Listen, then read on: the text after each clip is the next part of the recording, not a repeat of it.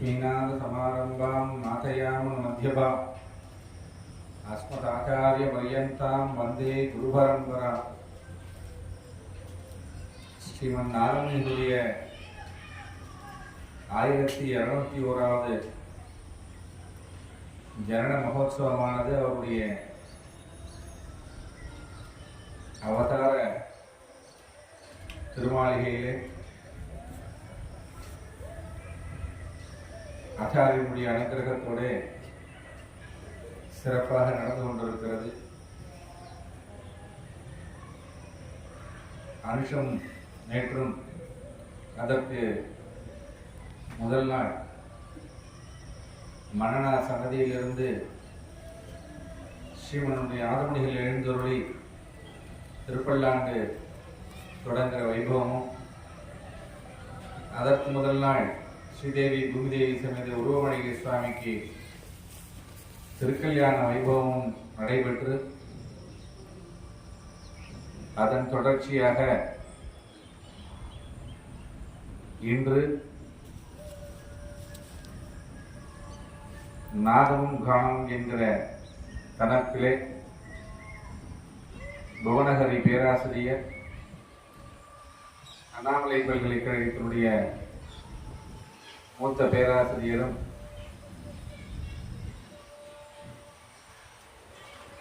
பல இதழ்களுக்கு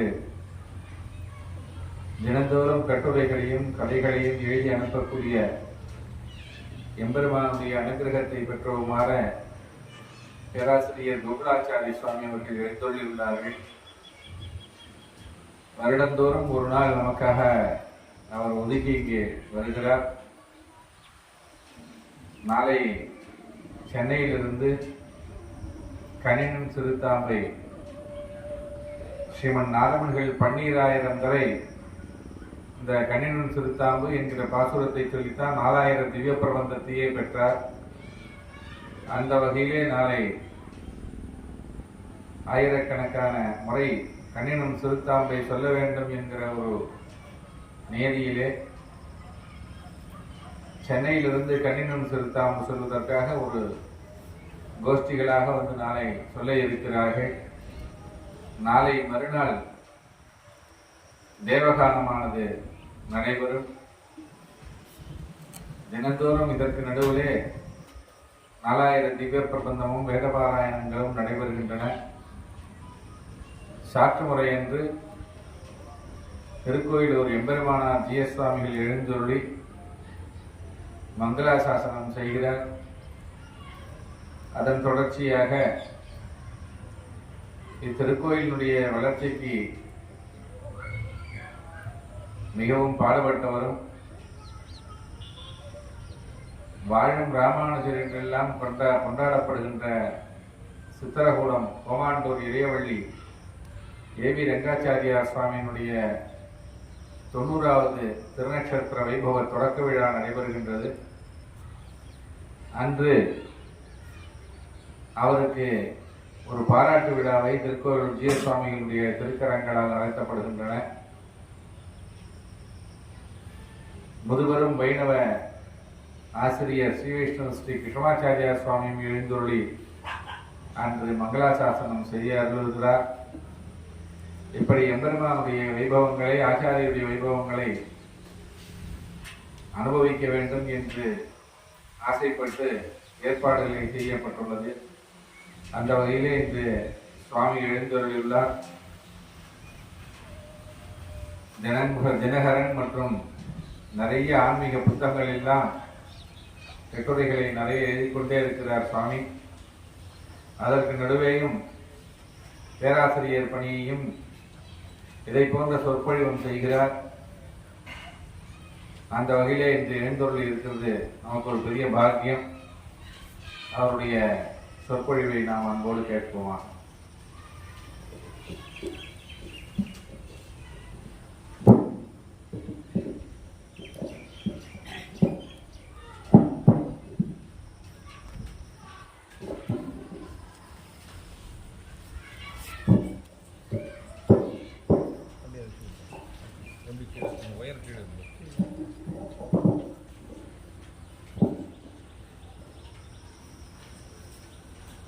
शैलेशदया पात्रं देवत्यादिगुणार्णवम् यतीन्द्रप्रवणं वन्दे ऋतजामातरमुनिम् लक्ष्मीनाथसमारम्भां नादयामुनमध्यमाम् अस्मदाचार्यपर्यन्तां वन्दे गुरुपरम्पराम् यो नित्याच्युतपदाम्बुजयुग्मरुक्मव्यामोहतत्तद्वितराणि तृणाय मेने अस्मद्गुरोर्भगवतोऽस्य दैकसन्तोः रामानुजस्य चरणौ शरणं प्रपद्ये मातापिता युवतयस्तनया विभूतिः सर्वं मदेव नियमेन वदन्तयानाम् अद्यस्य नः कुलपतेर्वकुलाभिरामं श्रीमृततङ्क्रीवणं प्रणमामि मुत्ना नमः सन्त्याद्भुतक्लिष्टज्ञानवैराग्यरासये नादाय मुनये अगाध भगवद्भक्तिसिन्तवे பெரியோர்களே, இன்றைய நாள் அற்புதமான நாள். நேற்று ஆனி மாதத்திலே அனுஷ நட்சத்திரம். இந்த அனுஷ நட்சத்திரம் என்பது அற்புதமான ஒரு நட்சத்திரம். அனுராதான் அபிஷா வர்த்தயந்தகா அப்படின்னுட்டு ஒரு அற்புதமான மந்திரத்தை சொல்வார்கள். அதுல அனுராதா அப்படின்னுட்டு அனுஷ நட்சத்திரத்தை சொல்வார்கள். பெரிய மகான்கள் எல்லாம் அனுஷ நட்சத்திரத்தில தான் அவதாரம் செய்திருப்பார்கள். அப்படி அவதாரம் செய்தவர் தான் நம்முடைய நாதமுனிகள். நேற்று அனுஷம் இன்னைக்கு கேட்டேன். இன்னைக்கு என்ன விசேஷம் அப்படின்னு சொன்னா, அடியனுடைய ஜென்ம நட்சத்திரமும் கேட்டதான். அந்த கேட்டையிலே நாதமுனிகள் அவருடைய அவதார பூமியிலே நிற்பது என்பது ஒரு பூர்வ ஜென்ம புண்ணியம். அப்படிதான் எடுத்துக்கணும். அது எல்லாருக்கும் வாய்ப்பு கிடையாது. நம்ம என்ன நினைக்கிறோம், குறைந்த பேர் இருக்கிற இடமா இருந்தா அது அந்த அளவுக்கு பெருமை இல்லாத இடம் அப்படின்னு நினைக்கிறோம். காட்டுமன்னார்குடியில பாத்தீங்கன்னா அந்த போலீஸ் ஸ்டேஷன் தாண்டி பாத்தீங்கன்னா 10,000 பேர் 20,000 பேர் இருக்கிறாங்க. ஆனா இங்க ஒரு சின்ன இடத்துல ஒரு நிலத்துக்கு நடுவில் இருக்கக்கூடிய ஒரு மண்ணினுடைய விசேஷத்தை அறிந்தவர்கள் எவ்வளவு பேர் இருக்கிறார்கள் சொன்னால் அத்தனை பேர் அதை உணர்ந்து இருக்கிறார்களா என்பது தெரியாது. நமக்கு அது அவ்வளவு ஈஸியா தெரியாது. அதுக்கு ஒரு பூர்வ புண்ணியம் இருக்கணும். எல்லாருக்கும் எல்லாம் தெரிஞ்சிடாது. எது மித் அப்படின்னு சொல்றோமா, எது பொய்மையோ அதை தேடித்தான் உலகம் போடும். எது மெய்யறிவோ எது உண்மையான அறிவோ அதை நோக்கி அவ்வளவு எளிதில் சென்று விடாது உலகம். 1201 வருஷம் ஆயிடுச்சுன்னு சொன்னார். 1200 வருடத்திற்கு முன்னாலே இந்த பூமியிலே ஒரு மகான் அவதரிக்கவில்லை என்று சொன்னால், இன்னைக்கு தமிழிலே இந்த ஆழ்வார்களுடைய அருளிச்செயல் எப்படி நமக்கு கிடைச்சிருக்கும் யோசனை பண்ணி பார்க்கணும். தமிழ் என்கிறோம். அந்த 4000ஐயும் தேடி கண்டுபிடித்து இன்னைக்கு நாம் பாராயணம் செய்வதற்கு கொடுத்தவர் அவர் தான். இல்லைன்னு போனா ஒண்ணுமே கிடையாது நமக்கு. அந்த 6வது 10 பாசனம் அதுவும் ஒரு 4-5 கோயில பண்ணிட்டு அவங்களும் போய் சேர்ந்துருப்பாங்க. அப்புறம் அந்த பாசனத்துக்கு ஆடு இல்லாம போயிருக்கு. ஏன்னா ஒரு மகானுக்கு 2 விதம் வேணும். ஒன்று ஞானம் வேண்டும், இன்னொன்று வைராக்கியம் வேணும். ஞானம் இருக்கிற ரொம்ப பேருக்கு வைராக்கியம் இருக்கு. அபாரமான ஞானம் இருக்கு. ஒரு 1000 ரூபாய் கொடுத்து அப்படியே மடங்கிடுவார். வைராக்கியம் இருக்காது. இறைவனை அடைய வேண்டும்னால் வைராக்கியம் இருக்கணும். என்ன நம்ம மனைவி மக்கள் எல்லாரும் அப்படியே கெட்டியா பிடிச்சுக்கிட்டு இருந்தா சுவாமி எப்படி அடைய முடியும்? எப்படி அடைய முடியும்? யமன் கூட்டிட்டு போகும்போது பலவந்தமா கூட்டிட்டு போறான். ஏன்னா இவன் வரமாட்டான். ஆயுஷ் முடிஞ்சவனே எப்படி கூட்டிட்டு போறான்? பலவந்தமா கூட்டிட்டு போறான். நம்ம யமன் கிட்ட போறதா பெருமாள் கிட்ட போறதாங்கிறது தான் தொண்டரடிப்படி ஆழ்வார் சொல்றாரு. காவலில் புலனை வைத்து கலிதன்னை கடக்க பாய்ந்து நாவலிட்டு விழிதருகின்றோம் நமன் தமர் தலைகள் மீது மூவுலகம் குன்று விழுந்த முதல்வர் இந்நாமம் கற்ற ஆவலி புலமை கண்டாய்கிற. அதனாலதான் நாதமுனிகளை பத்தி ஸ்தோத்திர ரத்னத்துல ஆடவந்தார் ஸ்லோகம் போடும் பொழுது ஞான வைராக்கியம் என்று போட்டார். ஞான வைராக்கிய ராசையே என்று போட்டார். ராகத்வேஷம் இல்லாதவர். நாதமுனிகளுடைய வாழ்க்கையை நினைச்சு பார்த்தோம்னா நம்ம எல்லாம் ஓடி மைலுக்கு தள்ளி இருக்கும்.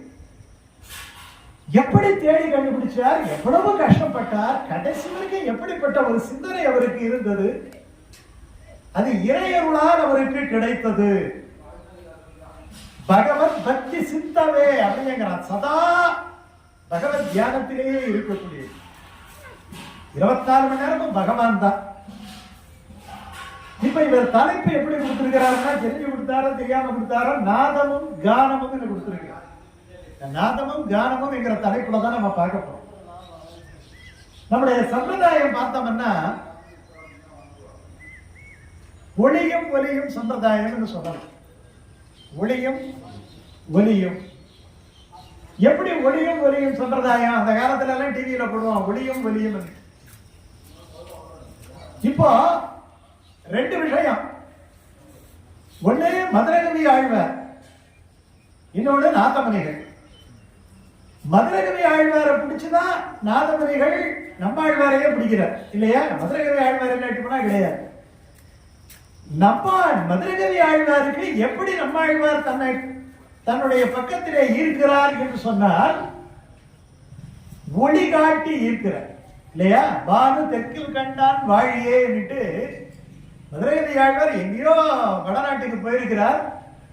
ஒரு நாள் ராத்திரி பார்த்தோம்னா தெற்கே ஒரு அற்புதமான ஒளி வருது.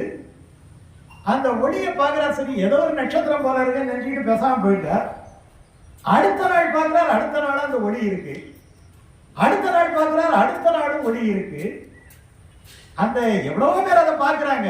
ஆனா இங்க என்ன விசேஷம்? ஏன் தெற்கும் இவ்வளவு பெரிய ஒரு ஒளி வருது? ஒளியும் ஒலியும் என்று சொன்ன இல்லையா? அதுக்கு நிரூபணம் தான். அப்ப அந்த ஒளி எந்த இடத்துல இருந்து வருதோ அந்த இடத்த நம்ம நோக்கி போவோம் என்னட்டு நடந்து போற. தெற்க நடந்து வடக்க இருக்கிறார் அவர். வடக்கு இருந்து தெற்க அந்த ஒளியை பார்த்து அதனால அந்த பிரயாணங்களை அவர் எப்ப எடுத்துக்கிட்டாருன்னா, இரவு நேரத்துல தான் பிரயாணமே பண்றாரு. நம்ம பகல் நேரத்துல தான் பிரயாணம் பண்ணோம். ஆனா மதுரகவி ஆழ்வார் இரவு நேரத்துல, ஏன்னா இரவு நேரம் தான் ஒளி எந்த டைரக்ஷன்ல இருக்கு, எந்த திசையில இருக்குங்கிறது தெரியும். அதனால ராத்திரி 6 மணிக்கு பார்ப்பார். அந்த தெற்குல ஒளி இவர் கண்ணுக்கு தெரியும். அதை நோக்கி அந்த திசையை நோக்கி செல்வார். விடிய காலையில சூரியன் வந்தவனே ஒளி மறைந்து விடும். உடனே அங்க ஹால்ட் பண்ணிடுவார். அடுத்த நாள் இப்படியே நடந்து நடந்து நடந்து நடந்து நடந்து வர ஆழ்வார் திருநகரி திருநெல்வேலி பக்கத்துல அங்க வந்தார். அன்னைக்கு வந்துட்டார். ஒளியை பார்த்து வந்துருச்சு, மறைஞ்சிருச்சு. காலையில வந்துட்டார். அன்னைக்கு ராத்திரி இன்னும் தெற்க போகணும் போல இருக்குன்னு நினைக்கிறார். ராத்திரி பார்த்தா ஒளி இல்ல தெற்கு. அப்ப என்ன முடிவுக்கு வர்றாரு? ஓ, இந்த ஊர் தான் போல இருக்காது. ஏன்னா இந்த ஊர் வரைக்கும் ஒளி தெரிஞ்சது, இதுக்கப்புறம் ஒளி தெரியலையே அப்படின்னு நினைக்கிறார். உடனே விசாரிக்கிறார், ஐயா இந்த ஊர்ல ஏதாவது விசேஷம் இருக்கா? உடனே சொல்றார், ஆமா விசேஷம் இருக்கு. இந்த கோயில் புளிய மரத்தடியில ஒருத்தவர் உட்கார்ந்து இருக்கிறார். 16 வருஷம் ஆச்சு. 16 வருஷமா எதுவும் சாப்பிடல. ஆனா கொஞ்சம் கூட அவருடைய உடம்புல எந்த விதமான ஒரு சோர்வும் இல்லை. யார் கூடயும் பேசுறது இல்லை. அப்படிப்பட்ட ஒரு மகான் அந்த புளிய மரத்தடியில உட்கார்ந்து இருக்கிறார். நாங்களும் போவோம், அவரை பார்ப்போம், வந்துருவோம். அவர் யார்கிட்டையும் பேச மாட்டார். அப்படியா? ஓ, அந்த விசேஷம் தான் இந்த தெற்குல ஒளி நமக்கு கொடுத்தது போல இருக்கு அப்படின்னு நினைச்சுக்கிட்டு உடனே இவர் போறார். இவர் போய் பார்க்கிறார். பார்த்த உடனே கையை தட்டுறார்.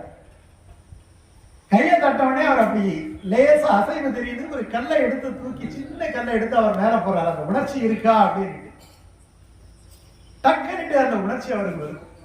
சுத்தி ஜனங்க பாக்குறாங்க. இது வரைக்கும் எவ்வளவோ முயற்சி பண்ணா யாருக்கும் அசைஞ்சு கொடுக்காதவரு இவருக்கு அசைஞ்சு கொடுக்கிறாரு. உடனே ஒரு கல்லை எடுத்து போட்டுட்டு, இவருக்கு பேச்சு வருமா வராத, உணர்வு இருக்கு தெரிஞ்சு போச்சு, பேச்சு வராமா வராதா, சின்னதா ஒரு கேள்வி கேட்கிறார். செத்ததின் வயிற்றில் சிறியது பிறந்தால் எத்தை தின்று எங்கே கிடக்கும்? செத்து அதன் வயிற்றில் என்று கூட சொல்லலாம். ஏன்னா அம்மா செத்தா கூட புள்ள உயிரோட எடுத்துடும். அம்மா இறந்து போனா கூட புள்ள உயிரோட எடுத்துறாங்க ஆபரேஷன் பண்ணி. செத்ததின் வயிற்றில் சிறியது பிறந்தால், இந்த உடம்பு சாகக்கூடிய உடம்பு, பஞ்சபூதங்களால உடம்பு. ஆனா இந்த உடம்புக்குள்ள சின்னதா ஒரு விஷயம் இருக்கு. உயிர் போயிடுச்சுங்கிறானே. உயிர் போயிடுச்சுன்னு தானே சொல்றான். உயிர் போயிடுச்சுன்னா உயிர் எங்க போயிடுச்சுன்னு யாராவது சொல்றாங்களா? இது பக்கத்து ஊருக்கு போயிருக்கு, எதிர்த்த ஊருக்கு போயிருக்குன்னு யாராவது சொல்றாங்களா? உயிர் போயிடுச்சு. அப்ப இந்த உடம்பை விட்டு உயிர் போய்விட்டது, அவ்வளவுதான் விஷயம். இறப்பு என்பது என்ன? உடம்பை விட்டு உயிர் பிரிதல். பிரிந்து எங்கேயோ போயிடுது. அப்போ இந்த செத்ததன் வயிற்றில் சிறியது பிறந்தால் எத்தை தின்று எங்க கிடக்கும் இந்த ஆத்மாவானது இந்த உடம்புகளை பூந்துகிட்டு ஆட்டி வைக்குதே, இது என்ன பண்ணும்? அத்தை தின்று அங்கே கிடக்கும். அவனவனுடைய கர்ம அனுகூலமான விஷயங்களை அனுபவித்துக் கொண்டு அப்படியே இறந்து போயிடும். யோசனை பண்ணி பாருங்க. எதை பறக்கிறோம், பிறந்து எதை படிக்கிறோம்? ஒருத்தவர் பிஏ படிக்கிறார், ஒருத்தர் எம்இ படிக்கிறார், எம்பிபிஎஸ் படிக்கிறார், படிக்காம இருக்கிறார். ஏதோ ஒரு வாழ்க்கை, ஏதோ ஒரு மனைவி, ஏதோ ஒரு மக்கள், தலை நிறைய போகுது வருது. 60, 65, 70வது ஒரு நாள் ஆட்டோவில் அனௌன்ஸ் பண்ண ஆரம்பிச்சிடும் இல்லையா? ஆட்டோவில் அனௌன்ஸ் பண்றதுக்கு பாத்தீங்களா, யாருக்கு நமக்கே தெரியாது. டெய்லி பாத்தீங்கன்னா இன்னார் இரங்கல் செய்தின்னு போறோம். இப்ப இதுதான் வாழ்க்கை. நெருநல் உளன் ஒருவன் இன்றில்லை என்னும் பெருமை உடைத்து இவ்வுலகு. வள்ளுவர் சொல்றாரு, இந்த உலகத்துக்கு என்ன பெருமை? நேற்று இருந்தவன் இன்னைக்கு இல்லை, அவ்வளவுதான். யாரும் இருக்க முடியாது. ஆனா இருக்கும்போது எப்படி இருந்தார்? அப்போ கர்மானுகுணமாக வினையை அனுபவித்துக் கொண்டு இருக்கக்கூடிய இந்த உலகத்திலே இருக்கும் என்னவனே இது ஒரு தத்துவார்த்தமான விஷயம். அந்த விஷயத்தை சொன்னவனே தான் வந்தவர் யார் என்பது தெரியும். இவர் பெரிய மகான். அப்போ ஒளி காட்டி தன்னை வழி நடத்திய மகான். ஒளி முதல்ல வந்துருச்சு இல்லையா? ஒளி வந்துருச்சு. அந்த மதுரகவி ஆழ்வார் அவருக்கு பேரு என்னன்னுட்டே தெரியல. மதுரமான கவி பாடியதாலே மதுரகவி ஆழ்வார். அவர் என்ன தெரியுமா பண்றார்? தெய்வத்தை கூட விட்டுறார், அந்த ஆழ்வாரையே கெட்டியா பிடிச்சுக்கிறார். கெட்டியா பிடிச்சுக்கிட்டு ஆகா நமக்கு ஒரு சீடன் கிடைத்து விட்டான். கண்டவன்கிட்ட பேசி பலன் கிடையாது. கண்டு அவன் யார் வந்தாரோ அவரை பேசினா நமக்கு பலன். அப்படி கண்டு வந்தவர் அவர். பாக்கி வரலாம் கண்டவர்கள். இவர் கண்டு அவர் வந்ததினாலே இவரிடத்திலே தான் பேச வேண்டும் என்று நினைத்துக் கொண்டு பிரபந்தங்களை பட்டோலை கொள்ள சொல்லுகின்றார். சொல்ல சொல்ல சொல்ல சொல்ல எழுதுகிறார். அப்படி ஆழ்வார் முதல்ல ஒளி மூலமாக பிரபந்தத்தை கொடுத்தார். ஒளி ஆயிடுச்சு. அந்த பிரபந்தம் ஆழ்வார்கள் எல்லாம் மறுபடி செய்தார்கள். அது கொஞ்சம் நாள் கழிச்சு எல்லாம் போயிடுச்சு. ஒரே ஒரு பிரபந்தம் தான் இருந்தது. சுவாமி நாதமுனிகள், அந்த சுவாமி நாதமுனிகள் காட்டுமன்னார்குடியில அவதாரம் பண்றார். ஒரு பெரிய அற்புதமான வேதத்திலே வந்தவர், வேத வித்தகர். அவர் பாட்டுக்கு அவர் இருக்கிறார். அவருக்கு என்ன கடமையோ அந்த கடமையை செய்து கொண்டே இருக்கிறார்.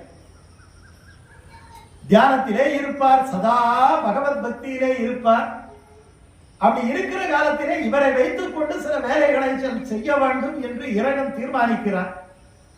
இப்போ ஆழ்வார்கள் பிரபந்தங்கள் எல்லாம் காணாம போயிடுச்சு. இப்ப இவரை வச்சுக்கிட்டு தான் மீட்டெடுக்கணும். இப்ப என்ன பண்ணலாம்னு யோசனை பண்றார்.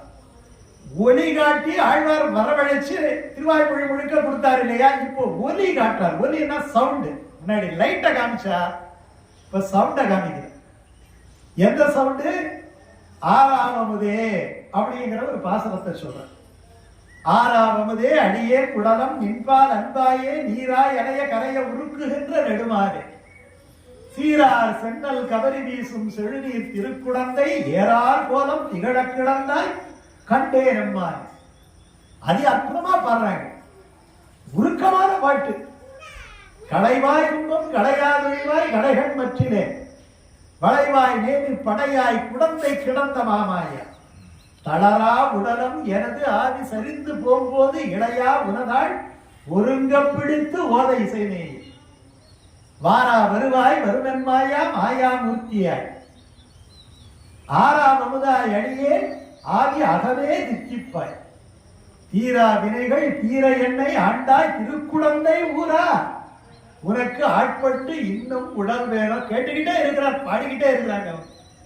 இப்போ ஒலி அந்த சவுண்ட் விழுது. இப்படிப்பட்ட ஒரு நாதமா? நாதமதி இல்லையா? இப்படிப்பட்ட நாதமா? கடைசியில எத்தனை இடத்துல இந்த 10 பாட்டு அவங்க பாடி இருப்பாங்க. எத்தனை பேர் இதை கேட்டிருப்பாங்க.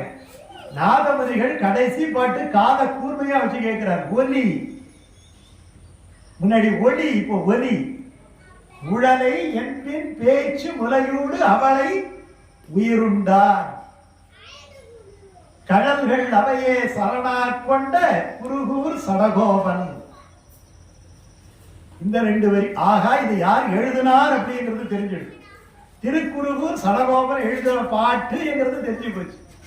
அடுத்த வரி குழலின் மலிய சொன்ன ஓர் 1000 நல்லா ஞாபகம் வச்சுக்கீங்க. எத்தனை பேர் கேட்டிருப்பாங்க. நாதமுனிகள் கேட்கிறார், ஓர் 1000 உடனே பிடிக்கிறார் அவங்க. ஐயா அதி அற்புதமா மதுரகாலமா இருக்கே, ஓர் 1000 இந்த பாட்டுல வருது. 1000 பாட்டு உங்களுக்கு தெரியுமா? ஐயா 1000 பாட்டு எங்களுக்கு தெரியாது. எங்களுக்கு தெரிஞ்சது இந்த 10 பாட்டு தான். இந்த 10 பாட்டு தான் நாங்க அப்படி பாடிக்கிட்டு வரோம். உடனே பொறி பறக்குது அவருக்கு. 10 பாட்டு இப்படி இருந்தா மிச்சம் 990 பாட்டு போயிடுச்சா அப்படின்னு நினைக்கிறேன். அப்ப அந்த ஒலியவரை வழிகாட்டி மீதி இருக்கிற 990 பாட்டை கண்டுபிடிக்கணும்னு நினைக்கிறேன் இல்லையா? அப்ப இந்த சம்பிரதாயத்துக்கு எது முக்கியம் என்று சொன்னால் ஒளியும் ஒலியும் முக்கியம். நம்மாழ்வார்கிட்ட இருந்து ஒளி மூலமாக முதலிலே பாசுரங்களை பெற்றவர் மதுரகவியாழ்வார். 6ஆவதே என்கிற சப்தத்தின் மூலமாக பாசுரங்களை பெற்றவர் நாதமுனிகள் இல்லையா? நாதமுனிகள் ஆயிடுச்சு. இவருக்கு ஏன் நாதமுனிகள், நாதமும் கானமும் என்று சொன்னார் இல்லையா? நாதமுனிகள் இந்த உலகம் முழுக்க நாதத்தினால் நிரம்பி இருப்பது. ஒரு ஸ்லோகம் இருக்கு, நாதேன வினா கீதம், நாதேன வினா ஸ்வர, நாதேன வினா நிருத்தம், தஸ்மாத் நாதாத்மகம் ஜெகத். நாதாத்மகம் ஜெகத். இந்த உலகம் முழுக்க நாதத்தில் ஒலியால் தான் நிரம்பி இருக்கிறது. வேற எந்த உலகத்திலையும் சப்தம் இருக்கான்னு தெரியாது. ஆனா இந்த உலகம் முழுக்க எதனால் நிரம்பி இருக்கிறது? சப்தத்தினாலே, ஒலியால் நிரம்பி இருக்கிறது. வேத மந்திரம் அப்படிதான் சொல்லுது, சப்தத்தினால் நிரம்பி இருக்கிறது. நாதம் இல்லாவிட்டால் கீதம் கிடையாது, கீதம் இல்லாவிட்டால் ஸ்வரங்கள் கிடையாது, ஸ்வரங்கள் இல்லாவிட்டால் கீதமும் இல்லாவிட்டால் நிருத்தியம் நாட்டியம் கிடையாது. அதனாலதான் நாதமுனிகள் மூணையும் ஒன்னா சேர்க்கிறார். முத்தமிழ் 3 விஷயத்தையும் இந்த இடத்துல இந்த விஷ்ணு புராணத்தில் இருக்கிற இந்த சுலோகத்தை வச்சுக்கிட்டு தான் சொல்ற. காரணம், பகவான் என்ன பண்ணுவானா, பகவானுக்கு எது ரொம்ப பிடிக்கும் அப்படின்னு சொன்னா, புளியோதரை பிடிக்குமா, சக்கரை பொங்கல் பிடிக்குமா, இல்ல அக்கார அரிசி பிடிக்குமா, இல்ல பாயசம் பிடிக்குமா, இல்ல பாரகம் பிடிக்குமா? எது பிடிக்கும்னா பாட்டு பண்ணா பிடிக்கும். பகவானுக்கு எது பிடிக்கும்? பாட்டு பிடிக்கும். அதனாலதான் வேதம் சாந்தோக்கிய உபனிஷத் முழுக்க சாமகீதம் அப்படின்னு சொல்றேன் இல்லையா? கீதம் தான் பிடிக்கும், தெரிஞ்சோ தெரியாமல். அதனாலதான் நம்ம எல்லாம் என்ன பண்றோம்னா பாடுறோம், பகவான் கிட்ட போய் பாடுறோம். பூஜை அறையில என்ன பண்ணணும்? பாடணும். ஒரு விஷயத்தை தெரிஞ்சுக்கிங்க, என்னதான் பண்ணாலும் நீங்க புஷ்பத்தை போட்டு உங்க குரலால ஒரு பாட்டு பாடணும். நம்ம குரல் நல்லா இருக்காதுன்னு நினைக்காதீங்க. பகவானுக்கு பாடுகின்ற எல்லா பாட்டும் தேவகானம் தான். ஒரு விஷயம் சொல்றோம் பாருங்க, அதாவது இசை என்பது மியூசிக், இன்னிசை என்பது பகவானுக்கு சமர்ப்பணம் பண்றது. அதாவது சாதம் பிரசாதம் 2 விஷயம் இருக்கு. வெறுமனே அப்படியே வடிச்சதை கொண்டாந்து இலையில போட்டு சாப்பிட்டோம்னா சாதம் சாப்பிடறான்னு அர்த்தம். நாய் நெறி எல்லாம் தான் சாப்பிடும். ஆனா மனுஷன் அப்படி சாப்பிடக்கூடாதுன்னு சாஸ்திரம் சொல்லுது. என்ன பண்ணணும்? இதே சாதத்தை கொண்டு போய் பெருமாள் கிட்ட கொடுத்துட்டு, இது உன்னுடைய திருவருளினால் எனக்கு கிடைத்தது. ஒரு சோற்று பருக்கையை கூட இன்னைக்கு உருவாக்க முடியாது. உருவாக்க முடியுமா? நீங்க என்னதான் பிஹெச்டியே பண்ணுங்க, அப்படியே ஒரு லேப்ல சாதத்தை உண்டாக்க முடியுமா? உண்டாக்க முடியாது. ஆனா நெல்லு தானா விளையுது, தண்ணீர் தானா கிடைக்குது இல்லையா? வாழைக்காய் தானா இருக்கு. வாழைக்காய் என்ன லேப்ல வச்சா உருவாக்குறான் மாத்திரையாட்டம் கிடையாது.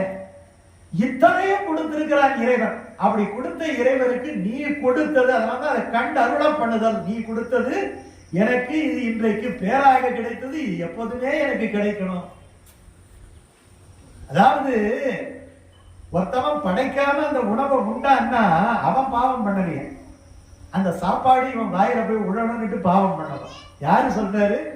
திருக்கோட்டியூர் பதிகத்துல பெரியாழ்வார் சொல்றாரு, நம்பனை நரக நாசனை நாவில் கொண்டழையாத மானிட சாதியர் பருகு நீரும் உடுக்கும் கூரையும் பாவம் செய்தனவரோ என்கிற.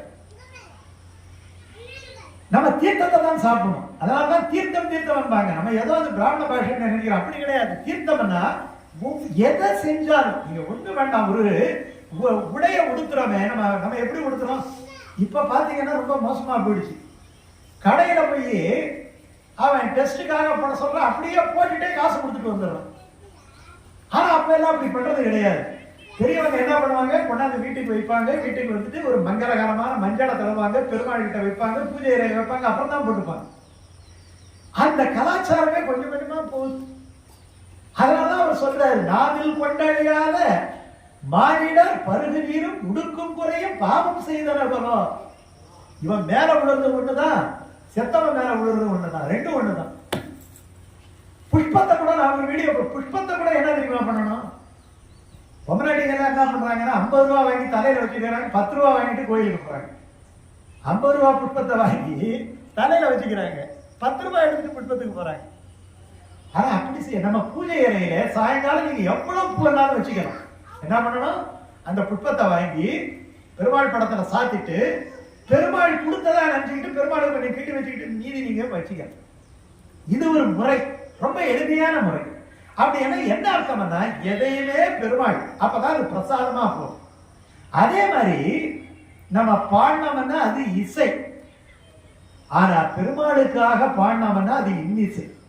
பெருமாளுக்காக பாடினோம்னா அதுக்கு அதனாலதான் இன்னிசையால் பாடி கொடுத்தாள் பாமாலை பூமாலை. இது ஒரு ஸ்லோகம் சொல்லுது. காவ்யா லாபாஞ்ச கேசித்கி கீதானீச கலானிச்ச சப்தமூதிர் தரஸ்யதே விஷ்ணு ரம்சா மகாத்மனகான்ட்டு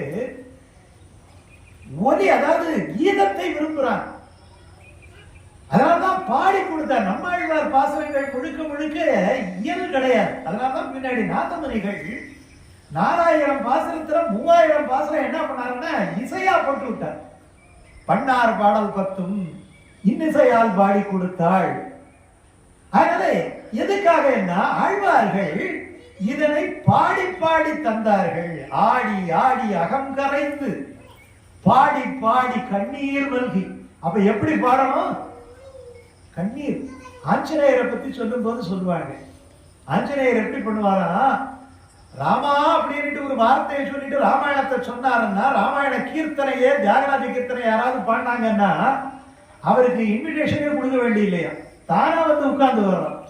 உட்கார்ந்துகிட்டு 2 கண்ணையும் ஜலம் பெருமா 2 கையையும் கூப்பிட்டு பாட பாட கேட்டுக்கிட்டே இருப்பார். எத்திர எத்திர ரகுநாத கீர்த்தனம் தத்ர தத்ர கிருதாஸ்த அஞ்சலி பாஷ்பவாரி பரிபூரண லோச்சனம் மாருதின் நமது ராட்சசாந்தகம் ஒரு அற்புதமான ஸ்லோகம். மாருதி வந்து உட்கார்ந்துப்பார், வாயுபுத்திரன் வந்து உட்கார்ந்துப்பார். அப்படி பாடி பாடி கண்ணீர் மல்கி இறைவனை பத்தி பாடும் பொழுது 40 பேரு பாடணும், நல்ல சப்தமா பாடணும். நாடும் நகரமும் நன்கரிய நமோ நாராயணாயவென்று. இங்க சேவாகாலம் நடக்குதுன்னா காட்டுமன்னார்குடியில கேட்கணும், குப்பங்குடியில சேவாகாலம் நடக்குதுன்னு இங்கேயே கேட்காம அளவுக்கு பாடக்கூடாது. அதனால மைக்கு வைக்கிறாங்க, அப்படியாவது கேட்கட்டுமே.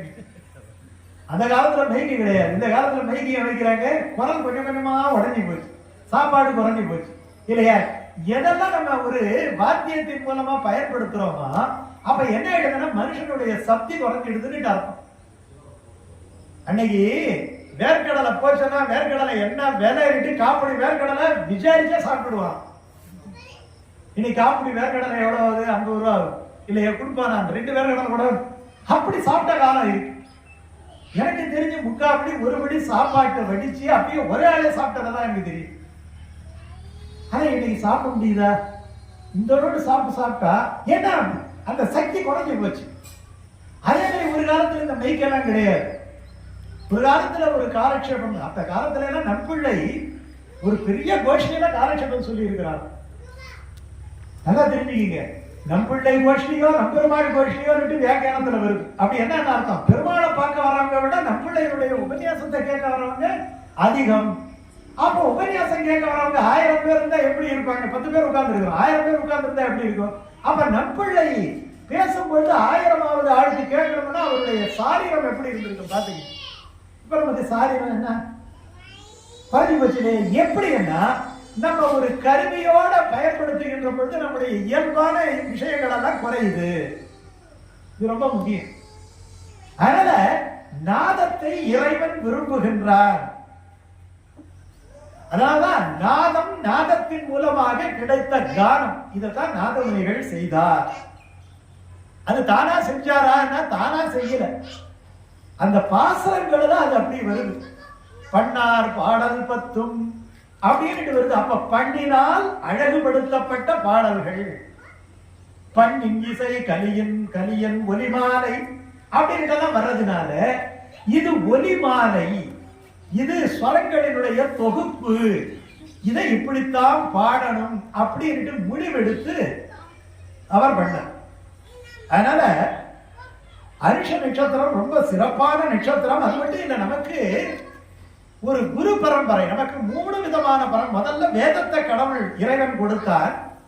அதற்கு பிறகு அவரே அவதாரங்களை எல்லாம் செய்தார். இது 2வது படி. 3வது படி, அந்த அவதாரங்கள் பயன்படாத பொழுது ஆழ்வார்களை அவதரிக்க வைத்தார். இது 3வது நிலை. தன்னுடைய பலவிதமான ஆயுதங்களை எல்லாம் ஆழ்வார்களாக அவன் அவதாரம் செய்து எப்படியாவது நாட்டில் உள்ளவர்களை திருத்த வேண்டும் என்றார். முதலில் வேதங்களை கொடுத்தான், அடுத்து இறைவன் தானே அவதாரம் செய்தான், 3வதாக அவன் ஆழ்வார்களை அவதரிக்க செய்தான். ஆழ்வார்கள் பக்தி விஸ்வர்களாக போனவுடனே பாசரங்களும் போயிடுச்சு. அவர்களே யாருக்கு என் சொல்லுகேன் அப்படின்ட்டு அவங்க எல்லாம் இருந்துட்டாங்க இல்லையா. அதுக்கப்புறம் சரி, இப்ப ஆழ்வார்கள் பரம்பரையோட நிறுத்த முடியாது போல இருக்கு, இது அடுத்த ஒரு நிலையை கொடுக்க வேண்டும் என்று குருவரைன்னா ஆச்சாரிய பரம்பரையை முதலிலே நியமனம் பண்ணா. அந்த ஆச்சாரிய குரு பரம்பரையிலே முதல் ஆச்சாரியர் யார், பிரதான ஆச்சாரியர் யாருன்னா உள்ள இருக்கிறார் பாத்தீங்களா, அவர்தான் சுவாமி நாதமுனிகள் தான் ஆச்சாரியர். அவர்தான் ஆழ்வார்கிட்ட சொல்லலாம். எப்படி சொல்லலாம்? அவர் எப்பயுமே அப்படியே முனி என்ன மனநசீலர் அர்த்தம், நாதம் என்ன இசை என்று அர்த்தம். எந்த இசை? ஆழ்வாருடைய பாடல்களிலேயே ஆழ்ந்து அந்த நாதத்திலேயே மனநசீலராக நினைத்து நினைத்து நினைத்து நினைத்து கண்ணீர் வழுகின்றதினாலே அவருக்கு நாதமுனி என்று பேரு. அப்படியே அவர் இருந்ததாலே, ஆழ்ந்து போனதாலே அவரை நாதமுனிகளையும் நாம் ஆழ்வார் அப்படின்னு சொல்லலாம். நாதமுனி என்கிற ஆச்சாரியரை காட்டி கொடுத்ததாலே நம்மாழ்வாரை ஆச்சாரியர் என்று சொல்லலாம். என்ன பிரபஞ்ச ஜன கூடஸ்தர் என்று அவருக்கு சொல்றதுக்கு காரணம், ஆழ்வாரை ஆச்சாரியராக சொல்லலாம் இல்லையா. ஆச்சாரியரை ஆழ்ந்து, ஆழ்வார்கள் பாசனத்திலேயே ஆழ்ந்து போனதினாலே ஆழ்ந்து போனவர் ஆழ்வார் அப்படின்னு சொல்லலாம். பெருமாளையும் அப்படி சொல்றது உண்டு. பெருமாளையும் ஆழ்வாரா சொல்றது உண்டு, ஆழ்வாரையும் பெருமாளா சொல்றது உண்டு. எப்படி சொல்லலாம்? திருமழிசை ஆழ்வார் இதே குழந்தையில போயிட்டு அந்த பெருமாளை பார்க்கும் பொழுது என்ன படுத்துருக்கிற, ஏந்திரிக்க கூடாதான்னு கேட்கிறாரா இல்லையா? நடந்த கால்கள் நொந்தவோ நடுங்கு ஞானம் ஏனமாய் கிடந்தமை குலுங்கவோ விலங்குமார் வரைச்சுரம் கடந்த கால் பரந்த காவிரி கரை குடந்தையுள் கிடந்தவாறு எழுந்திருந்து பேசு. அவர் உடனே ஏந்திருக்கிறார். அப்போ யார் உத்தரவு கொடுக்கிறார்களோ அந்த உத்தரவுக்கு ஏற்ற மாதிரி செய்கின்ற பொழுது உத்தரவு கொடுத்தவர் தலைவராகி விடுகின்றார் இல்லையா. அப்ப இந்த இடத்துல பெருமாளுக்கே ஏந்திரி அப்படின்னு சொன்னதினாலே பெருமாளுக்கே தலைவரா ஆழ்வார் போடுறார். அதனால இவருக்கு திருமழிசை பிரான் அப்படின்ட்டு அர்த்தம். பிரானன உபகாரகன் அப்படின்ட்டு ஒரு பொருள் இருக்கு. பிரானன தலைவன் அப்படின்னு. இப்ப பெருமாளுக்கே தலைவர். என்ன அங்க கணிகண்ணன் விஷயத்துல என்ன பண்றாரு? சும்மா வராத, உன் பாயை நீயே தூக்கிட்டு வாங்குற, உன் பாயையே நீயே தூக்கிட்டு வா. படுத்துக்கிறதுக்கு பாய் கப்ப என்கிட்ட கொடுக்க முடியாது, அந்த பாயையும் சேர்த்து கக்கத்துல எடுத்துக்கிட்டு வாங்குற. கணிகண்ணன் போகின்றான் காமரு பூங்கச்சி மணிவண்ணா நீ கிடக்க வேண்டாம், துணிவுடைய சன்னாப்புலவனும் போகின்றேன், நீ முந்தல் பைனாக பாய் சுருட்டிக்கொள். படுக்க எடுத்துட்டு போனா இப்போ முதலாளி படுக்கைன்னா தொழிலாளி எடுத்துக்கிட்டு வருவான். சொந்த படுக்கையை அவரே எடுக்கணும்னா அவரே கீழே உள்ளவனாக இருப்பார். அப்போ இந்த ஆழ்வாருக்கு கட்டுப்பட்டவரா பெருமாள் இருக்கிறார். ஆழ்வாரின் தமிழுக்கு கட்டுப்பட்டவரா இருக்கிறதால அவர் பிரானா போயிடுறாரு, இவர் ஆழ்வாரா போயிடுறாரு. அதனால அந்த குழந்தையில இருக்கிற பெருமாளுக்கு என்ன பேரு? ஆறாவது ஆழ்வார் கிட்டே பேரு. அப்படித்தானே பேரு? ஆழ்வாராவது ஆழ்வார், ஆறாவது ஆழ்வார் கிட்டே பேரு. திருமழிசை பிரான் இவருக்கு பேரு. அந்த மாதிரி நாதமுனிகளை ஆழ்ந்து போனதனாலே ஆழ்வார்னு சொல்லலாம். ஆழ்வார் ஆச்சாரியனை காட்டி கொடுத்து எல்லாத்தையும் யாரு ஞானத்தையும் தராங்களோ அவர்களுக்கு ஆச்சாரியன் பேரு. நமக்கு 4000 பிரபந்தத்தை மட்டும் நாதமுனிகளுக்கு தர, அத்தனை ரகசிய விஷயங்களையும் நாதமுனிகளுக்கு தர. பஞ்சசம்ஸ்காரம் பண்ணி நம்ம போனவனே கொடுத்துட்டாருன்னு நினைக்க கூடாது. எல்லாத்தையும் செய்தார். அர்த்த விசேஷங்களையும் அவர் தந்து அருளினார் என்றுதான் இருக்கு. அது மட்டும் இல்லை, எதிர்காலத்தில் ஒரு பெரிய ஆச்சாரியன் வருவார் அப்படின்ட்டு அந்த ஆச்சாரியன் எப்படி இருப்பார் என்பதற்காகவும் நம்ம ஒரு ஏன்னா அடையாளம் தெரிஞ்சுக்கணும் இல்லையா? நம்ம ஒரு ஆளை அடையாளம் தெரிஞ்சுக்கணும், ஒரு படத்தை கொடுத்து அனுப்புறோம் இல்லையா? அந்த மாதிரி ஒரு விக்கிரகத்தையே கொடுத்தார். பொலிக பொலிக பொலிக போயிட்டு வன்மையிற் சாபம் நரகமும் நைந்த நமனுக்கு யாதொன்றும் இல்லை, கரியும் கடும் கண்டு வண்ணேன் கடல் வண்ணம் பூதங்கள் மண்ணே அப்படின்ட்டு மரிய புகுந்து இசைவாய் அது சொல்லுகின்ற பொழுது எதிர்காலத்திலே கதையும் கட முதல்வன் என்று ஒருவன் அவதரிக்கப் போகின்றார், அவர் இந்த மாதிரி இருப்பார் என்று ஒரு எதிர்கால ஆச்சாரியனை வடித்து கொடுக்கிறார். அந்த விக்கிரகம் தான் பவிஷ்ய ஆச்சாரிய விக்கிரகம். அது நாதமுனிகள் பின்னாடி ஆளவந்தாருக்கு கொடுக்கிறாரு. ஆளவந்தார் அந்த திருக்கோட்டியூர் நம்பிக்கை கொடுக்கிறார் என்று நம்ம சரித்திரம் இருக்கு. அதனால அப்படி பார்க்கணும். பகவான் அர்ஜுனனுக்கு கீதையை கொடுத்தார். ஆனா இங்க இருக்கக்கூடிய பெருமாள் நாதமுனிகளுக்கு என்ன கொடுத்தார்? அதே உபனிஷத் விஷயமான அருளி செயலை கொடுத்தார். அர்ஜுனன் ஒருத்தவனுக்கு தான் கீதையை உபதேசம் பண்ணார். அர்ஜுனனுக்கு மட்டும்தான் ஒண்ணுக்கு ஒண்ணா. அதே மாதிரி நாதமுனிகள் ஒருவருக்குத்தான் ஆழ்வார் உபதேசம் பண்ணார் இல்லையா? அர்ஜுனன் தவிச்சு போயிருந்தான், சண்டை போட மாட்டேன்னுட்டு. அவனுடைய விஷாத யோகம் என்று பேர். அர்ஜுனன் விஷாத யோகம். அந்த சோகத்தை நீக்கி அவனுக்கு ஆற்றலை தந்தது யார்? பகவான் கிருஷ்ணன். 1000 பாசனம் கிடைக்கலையே என்று தவிச்சு போனார். யாரு? நாதமுனிகள். 1000 உனக்கு 4000 தர்றேன்ட்டு 4000 தந்து அவருடைய தவிப்பை நீக்கினார் நம்மாழ்வார். இப்ப அவருக்கு கிருஷ்ணன் ஆச்சே, இவருக்கு நம்மாழ்வார் ஆச்சே, அது எப்படி ரெண்டும் ஒன்னா போகும்னுட்டு சொன்னவன நம்மாழ்வாருக்கு கிருஷ்ண கிருஷ்ண தத்துவம். நம்மாழ்வார் யாரு? நம்மாழ்வார் யாரு? அதே கண்ணன் தான் நம்மாழ்வார் சம்பிரதாயத்துல கருத்து இருக்கு. சரி, கீதை கிடைச்ச பிறகு தர்மத்துக்கு வெற்றி கிடைச்சது. நாதமுனிகளுக்கு இந்த அருள் செயல் 4000 கிடைச்ச பிறகு இன்னைக்கு சனாதன தர்மத்துக்கு வெற்றி கிடைச்சது. இப்ப என்ன சனாதன தர்மத்தை நிலைநிறுத்தம்னா எதை வச்சு நிலைநிறுத்தணும்? ஆழ்வார்களுடைய அருள் செயலை வைத்துக் கொண்டுதான் நிலைநிறுத்த வேண்டும். அவர் துவாரகா நதியில யமுனை நதி கரையில இருந்துகிட்டு அவர் இந்த தத்துவங்களை எல்லாம் எடுத்து சொன்னார். நமக்கு நாதமுனிகளுக்கு இந்த ஏரிக்கரை ஓரத்துல நின்றுகிட்டு தத்துவங்களை எல்லாம் எடுத்து சொன்னார். அப்படி பார்க்க இவருடைய அவதார இந்த தலத்தை பார்த்தோம்னா காட்டு மன்னார் குடி அப்படின்ட்டு இதுக்கு அர்த்தம். இந்த காட்டு மன்னார் கோயில் காட்டு மன்னார் குடி என்பதிலேயே ஒரு அற்புதமான விஷயம் அடங்கியது. காட்டுதல் காட்டுதல் என்ன அர்த்தம்?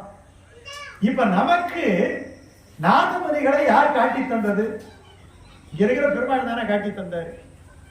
அதனால ஆச்சாரிய பரம்பரையிலே முதல் ஆச்சாரியனை காட்டி தந்த குடி இந்த ஊர் என்கிறதால இதுக்கு பேர் காட்டு மன்னார் குடின்னு அர்த்தம். அதுக்கப்புறம் அந்த நாதமுனிகளுக்கு 1000 பாசனம் இருக்கு என்கிறத காட்டி தந்தது யாரு? அதே பெருமாள் தான். அந்த 6வது பாசனம் மூலமாக 1000 பாசனம் இருக்கு போய் கேடு என்று அருளி செயலை காட்டி தந்தவர் யார்? இதே பெருமாள் தான். அதனால நாதமுனிகளை காட்டி தந்தார். அதனால காட்டு மன்னார் குடி. நாதமுனிகளின் மூலமாக 1000 பாசனங்களை காட்டி தந்தார். அதனால காட்டு மன்னார் குடி. அந்த 1000 பாசனங்களிலே இந்த 6வது என்கிற பாசனத்தின் மூலமாக மதுரை கவியாழ்வாரை காட்டி தந்தார். அதனால காட்டு மன்னார் குடி. எல்லாம் பகவானுடைய சங்கல்ப விசேஷத்தினாலே நடப்பு. பகவான் தான் உள்ளிருந்து இயக்குகின்றார் இல்லையா?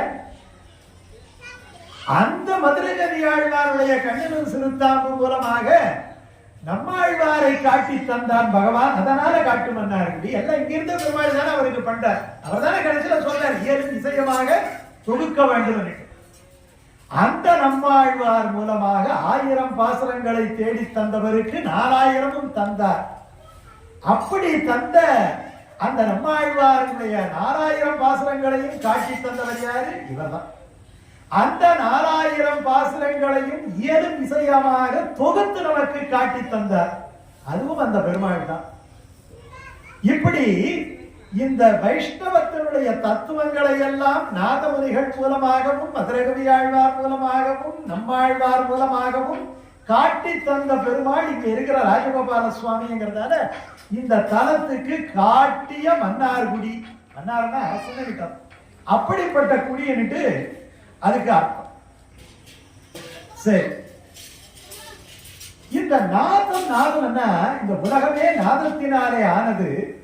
அந்த நாதம் தான் வேதம் அப்படின்னு சொல்லலாம். எப்படி சொல்லலாம்? இது ரெண்டும் ஒன்னா போகுமா? அதுக்கு சின்னதா ஒரு விளக்கம். இந்த உங்களுக்கு வைணவ தத்துவத்திலே முதல்ல வேதத்தை எடுத்துப்போம். வேதம் அனந்தகாங்கிற வேதம் எண்ணற்றது. அந்த எண்ணற்ற வேதங்களை எல்லாம் அதனுடைய சாரத்தை எடுத்தோம் அப்படின்னு சொன்னா என்ன கிடைக்கும் அப்படின்னு சொன்னா உபநிடதங்கள் கிடைக்கும். அதுதான் பிரம்மத்தை காட்டி தருவது. அதாவது வேதத்தினுடைய உச்சி பாகம். வேதத்துல பூர்வகாண்டம் உத்தரகாண்டம் இருக்கு. உத்தரகாண்டம் தான் உபனிஷத். அதுதான் மனுஷன் படிக்க வேண்டியது. பூர்வகாண்டம்ங்கிறது யாக யஜ்ஞாதிகளையும் என்ன செஞ்சா என்ன அடையலாம் என்பதையெல்லாம் சொல்வது. பல்வேறு தேவதா மந்திரங்கள் எல்லாம் அதுல இருக்கு. அது ஒரு பக்கம் இருக்கட்டும். இதுல உபனிஷத், அந்த சாந்தோக்கிய உபனிஷத் தான் திருவாய்மொழியா வருது. அது இருக்கட்டும். அப்போ இந்த உபனிஷத் எல்லாத்தையும் ஒண்ணாக்கணும்னா நம்முடைய வைணவ தத்துவத்திலே எது கிடைக்கும் அப்படி என்று சொன்னால் 3 மகா மந்திரங்கள் கிடைக்கும். இப்ப நான் சொல்றது புரியுதா? வேதம் பறந்தது. வேதத்தை அப்படியே சுருக்கணும்னா உபநிடதங்கள் கிடைக்கும். உபநிடதங்களை சுருக்கணும்னா பிரம்மசூத்திரம் கிடைக்கும். பிரம்மசூத்திரத்தை அப்படியே அதனுடைய சாரத்தை எடுத்தோம்னா மும்மூச்சுக்கள் அறிய வேண்டிய மந்திரங்கள் 3 அப்படின்ட்டு பிள்ளை லோகாச்சாரியார் சொல்லக்கூடிய 3 மந்திரங்கள் கிடைக்கும். அந்த 3 மந்திரங்கள் தான் திருமந்திரம், துவயம், சர்வஸ்லோகம். அதை அடிப்படையா வச்சுக்கிட்டு தான் 4000 திவ்ய பிரபந்தத்தையே அமைக்கிறார். அது எப்படின்னு சொல்ற. இந்த சர்மசுலோகத்துல 3 இருக்கு. சரமசுலோகத்துல வராக சரம சுலோகம், ராம சரம சுலோகம், கிருஷ்ண சரம சுலோகம், 3 சரம சுலோகம். சரமம்னா கடைசின்னு அர்த்தம், நிறைவுன்னு அர்த்தம். அதுக்கு மேல ஒரு விஷயம் இல்லை. என்ன சொல்றாங்க சரம சுலோகத்துல? எல்லாத்தையும் விட்டுட்டு என் காலை பிடி, அவ்வளவுதான் விஷயம். சுருக்கமா பகவான் என்ன சொல்றாரு? எல்லாத்தையும் விட்டுட்டு, ஏன் எல்லாத்தையும் விட்டுட்டுன்னு சொல்றாரு? எல்லாத்தையும் பிடிச்சுக்கிட்டு இவனை பிடிக்க முடியாது. எல்லாத்தையும் பிடிக்கிற போது இவனை பிடிக்க முடியாது. எல்லாத்தையும் விட்டாதான் இவனை பிடிக்க முடியும் இல்லையா? எல்லாம் வச்சுக்கிட்டா அவனுடைய காலை எப்படி பிடிக்க முடியும்? எங்க கை ஃப்ரீயா இருந்தா தானே காலை பிடிக்க முடியும். கையிலேயே 2 பொருளை வச்சுக்கிட்டா பகவான் காலை எப்படி பிடிக்க முடியும்? ஆனாதான் என்ன சொல்றாரு? கையில இருக்கிறத போடு, ஏன் காலை பிடி. சர்வ தர்மான் பரித்யஜ்ய, எல்லாத்தையும் தியாகம் பண்ணு, என்கிட்டயே கொடுத்துட்டு நான் பார்த்துக்கிறேன். அப்ப சரம சுலோகம். துவயார்த்தம், பிராட்டியும் பெருமாளும் இருக்கக்கூடிய சன்னிவேசத்திலே நீ சரணடைய வேண்டும். பிராட்டியும் பெருமாளும் இருக்கக்கூடிய சன்னிவேசத்திலே சரணடைய வேண்டும். என்ன அர்த்தம்? ஸ்ரீமன் நாராயண சரணவு சரணம் பிரபத்தே ஸ்ரீமதே நாராயணாய நமஹா. இல்லையா? 25 அக்ஷரங்கள், 2 வாக்கியங்கள். அந்த துவய விரிவார்த்தம் தான் திருவாய்மொழி. அந்த 2 வரி சொன்னோம் இல்லையா? அந்த 2 இதுக்கு அர்த்தம் தான் திருவாய்மொழி. இந்த 1000 பாட்டு. சரி, அதுக்கு 3 சொல்லிட்டேன். ஒன்று சரமசுலோகம் சொல்லிட்டேன், துவயம் சொல்லிட்டேன். இதுதான் வேதத்தினுடைய சுருக்கம். அடுத்து திருமந்திரம். திருமந்திரம் என்ன? ஓம் நமோ நாராயணாய. 8 எழுத்து மந்திரம். நீங்க பாத்தீங்கன்னா அனுஷ நட்சத்திரம். அனுஷ நட்சத்திரம் என்கிறது அனுஷம், விசாகம், அனுஷம், கேட்ட. விசாகம், அனுஷம், கேட்ட. கேட்ட முழுக்க இருக்கும், அனுஷம் முழுக்க இருக்கு. விசாகத்துல 1 பாதம் இருக்கு, 4ஆம் பாதம் இருக்கு, 9 பாதம். எந்த ராசியில வருது? விருச்சிக ராசியில வருது. விருச்சிக ராசி எத்தனாவது ராசி? 8வது ராசி. 8வது ராசி. 8வது ராசியில ஏன் பிறக்கிறாரு? 8வதை எட்ட வேண்டும். அஷ்டாட்சரம்ங்கிறது 8 எழுத்து. அந்த அஷ்டாட்சரத்தை காட்டி தர வேண்டும் என்பதற்காக தான் நாதமுனிகள் 8வது ராசியான விருச்சிக ராசியிலே அவதரித்தார், அனுஷ நட்சத்திரத்திலே அவதரித்தார். புரியுதுங்களா? இது ஒரு சின்ன விஷயம். 8 என்கிறது சனியினுடைய எழுத்து கூட 8 நினைக்கிறேன். 8 8ஆவதை எட்டுவது, அந்த 8ஆவது தான் திருமந்திரம். சரி, திருமந்திரத்துல நாராயணாயேங்கிற ஒரு பதம் இருக்கு, நமகான்ட்டு ஒரு பதம் இருக்கு, இடைப்பதம் இருக்கு, ஓம் என்று ஒரு பதம் இருக்கு. இப்ப இதெல்லாம் சுருக்கிறவன என்ன வரும்? பிரணவம் வரும் இல்லையா? பிரணவம். பிரணவம் என்கிறது என்ன? ஓம்காரம். ஓம்காரம் என்கிறது என்ன? பெருமாள். சொல்றது புரியுதா புரியலையா? வேதம். வேதத்தை அப்படியே சுருக்கணும்னா உபனிஷத். உபனிஷத்தை சுருக்கணும்னா பிரம்மசூத்திரம். பிரம்மசூத்திரத்தை சுருக்கணும்னா 3 மகாமந்திரம். 3 மகாமந்திரத்தை அப்படியே சுருக்கணும்னா பெரிய திருமந்திரம். பெரிய திருமந்திரத்தை அப்படியே சுருக்கணும்னா ஓம்காரம் வந்துவிடும். ஓம். புரியுதா? அந்த ஓம் என்கிற சப்தம் தான் நாதம். ஓம்காரத்தை யார் தியானம் பண்ணுகின்றார்களோ அவர்கள் பெருமாளை தியானம் செய்கின்றார்கள். ஓ அப்படின்னு கண்ணை மூடிட்டு தியானம் பண்ணா அவர்கள் சகல வேத சாஸ்திரத்தையும் தியானம் பண்ணது அர்த்தம். ஏன்னா ஓம்காரத்துல தான் ஒண்ணு ஒண்ணா வெளியில வருது. அப்ப நாதம் என்பது எது? பிரணவம் தான் நாதம். புரியுதா? இந்த பிரணவத்தையே தியானம் பண்ணி கொண்டிருந்தவர் என்பதனாலே பிரணவம் என்பதுதான் ஈஸ்வர தத்துவம். அதனாலதான் ஈஸ்வர முனிக்கு ஒரு பிள்ளையா பிறந்தார். அதனாலதான் இவருக்கு நாத முனி. அந்த முனி என்ன? மனசிலேயே உள்ளத்தில் கொண்டு முனிவர்களும் யோகிகளும் யோக நிலையில இத தியானம் பண்ணணும். அதனால இவருக்கு முனி என்று ஒரு பேர் உண்டு. யோகீஸ்வரர் இவருக்கு பேரும். யோகம், இவருடைய யோகம் என்ன? பரமாத்மாவை தியானம் பண்ற யோகம். அதைத்தான் குருகை காவலப்பனுக்கு சொல்லி தந்தார். குருகை காவலப்பன் ஒரு சன்னதி இருக்கு இல்லையா? என்ன சொல்லி தந்தார்? பரமாத்மாவை தியானம் சொல்லுவது. அவர் என்ன பண்ணுவாருன்னா, குருகை காவலப்பன் பின்னாடி ஆள வந்தார், போறாரு. நீ போய் அவரை பாரு, உனக்கு அந்த யோக சாஸ்திரத்தை குருகை காவலப்பருக்கு சொல்லி தந்திருக்கிறார், அவர் உனக்கு சொல்லி தருவார். குருகை காவலப்பன் இங்க இருக்கிறார், ஆள வந்தார். இவர் இப்படி பார்த்து பெருமாளை தியானம் பண்ணிட்டு இருக்கார். பெருமாள் இவர் மனசுக்குள்ள விளையாடிக்கிட்டு இருக்கிறார்.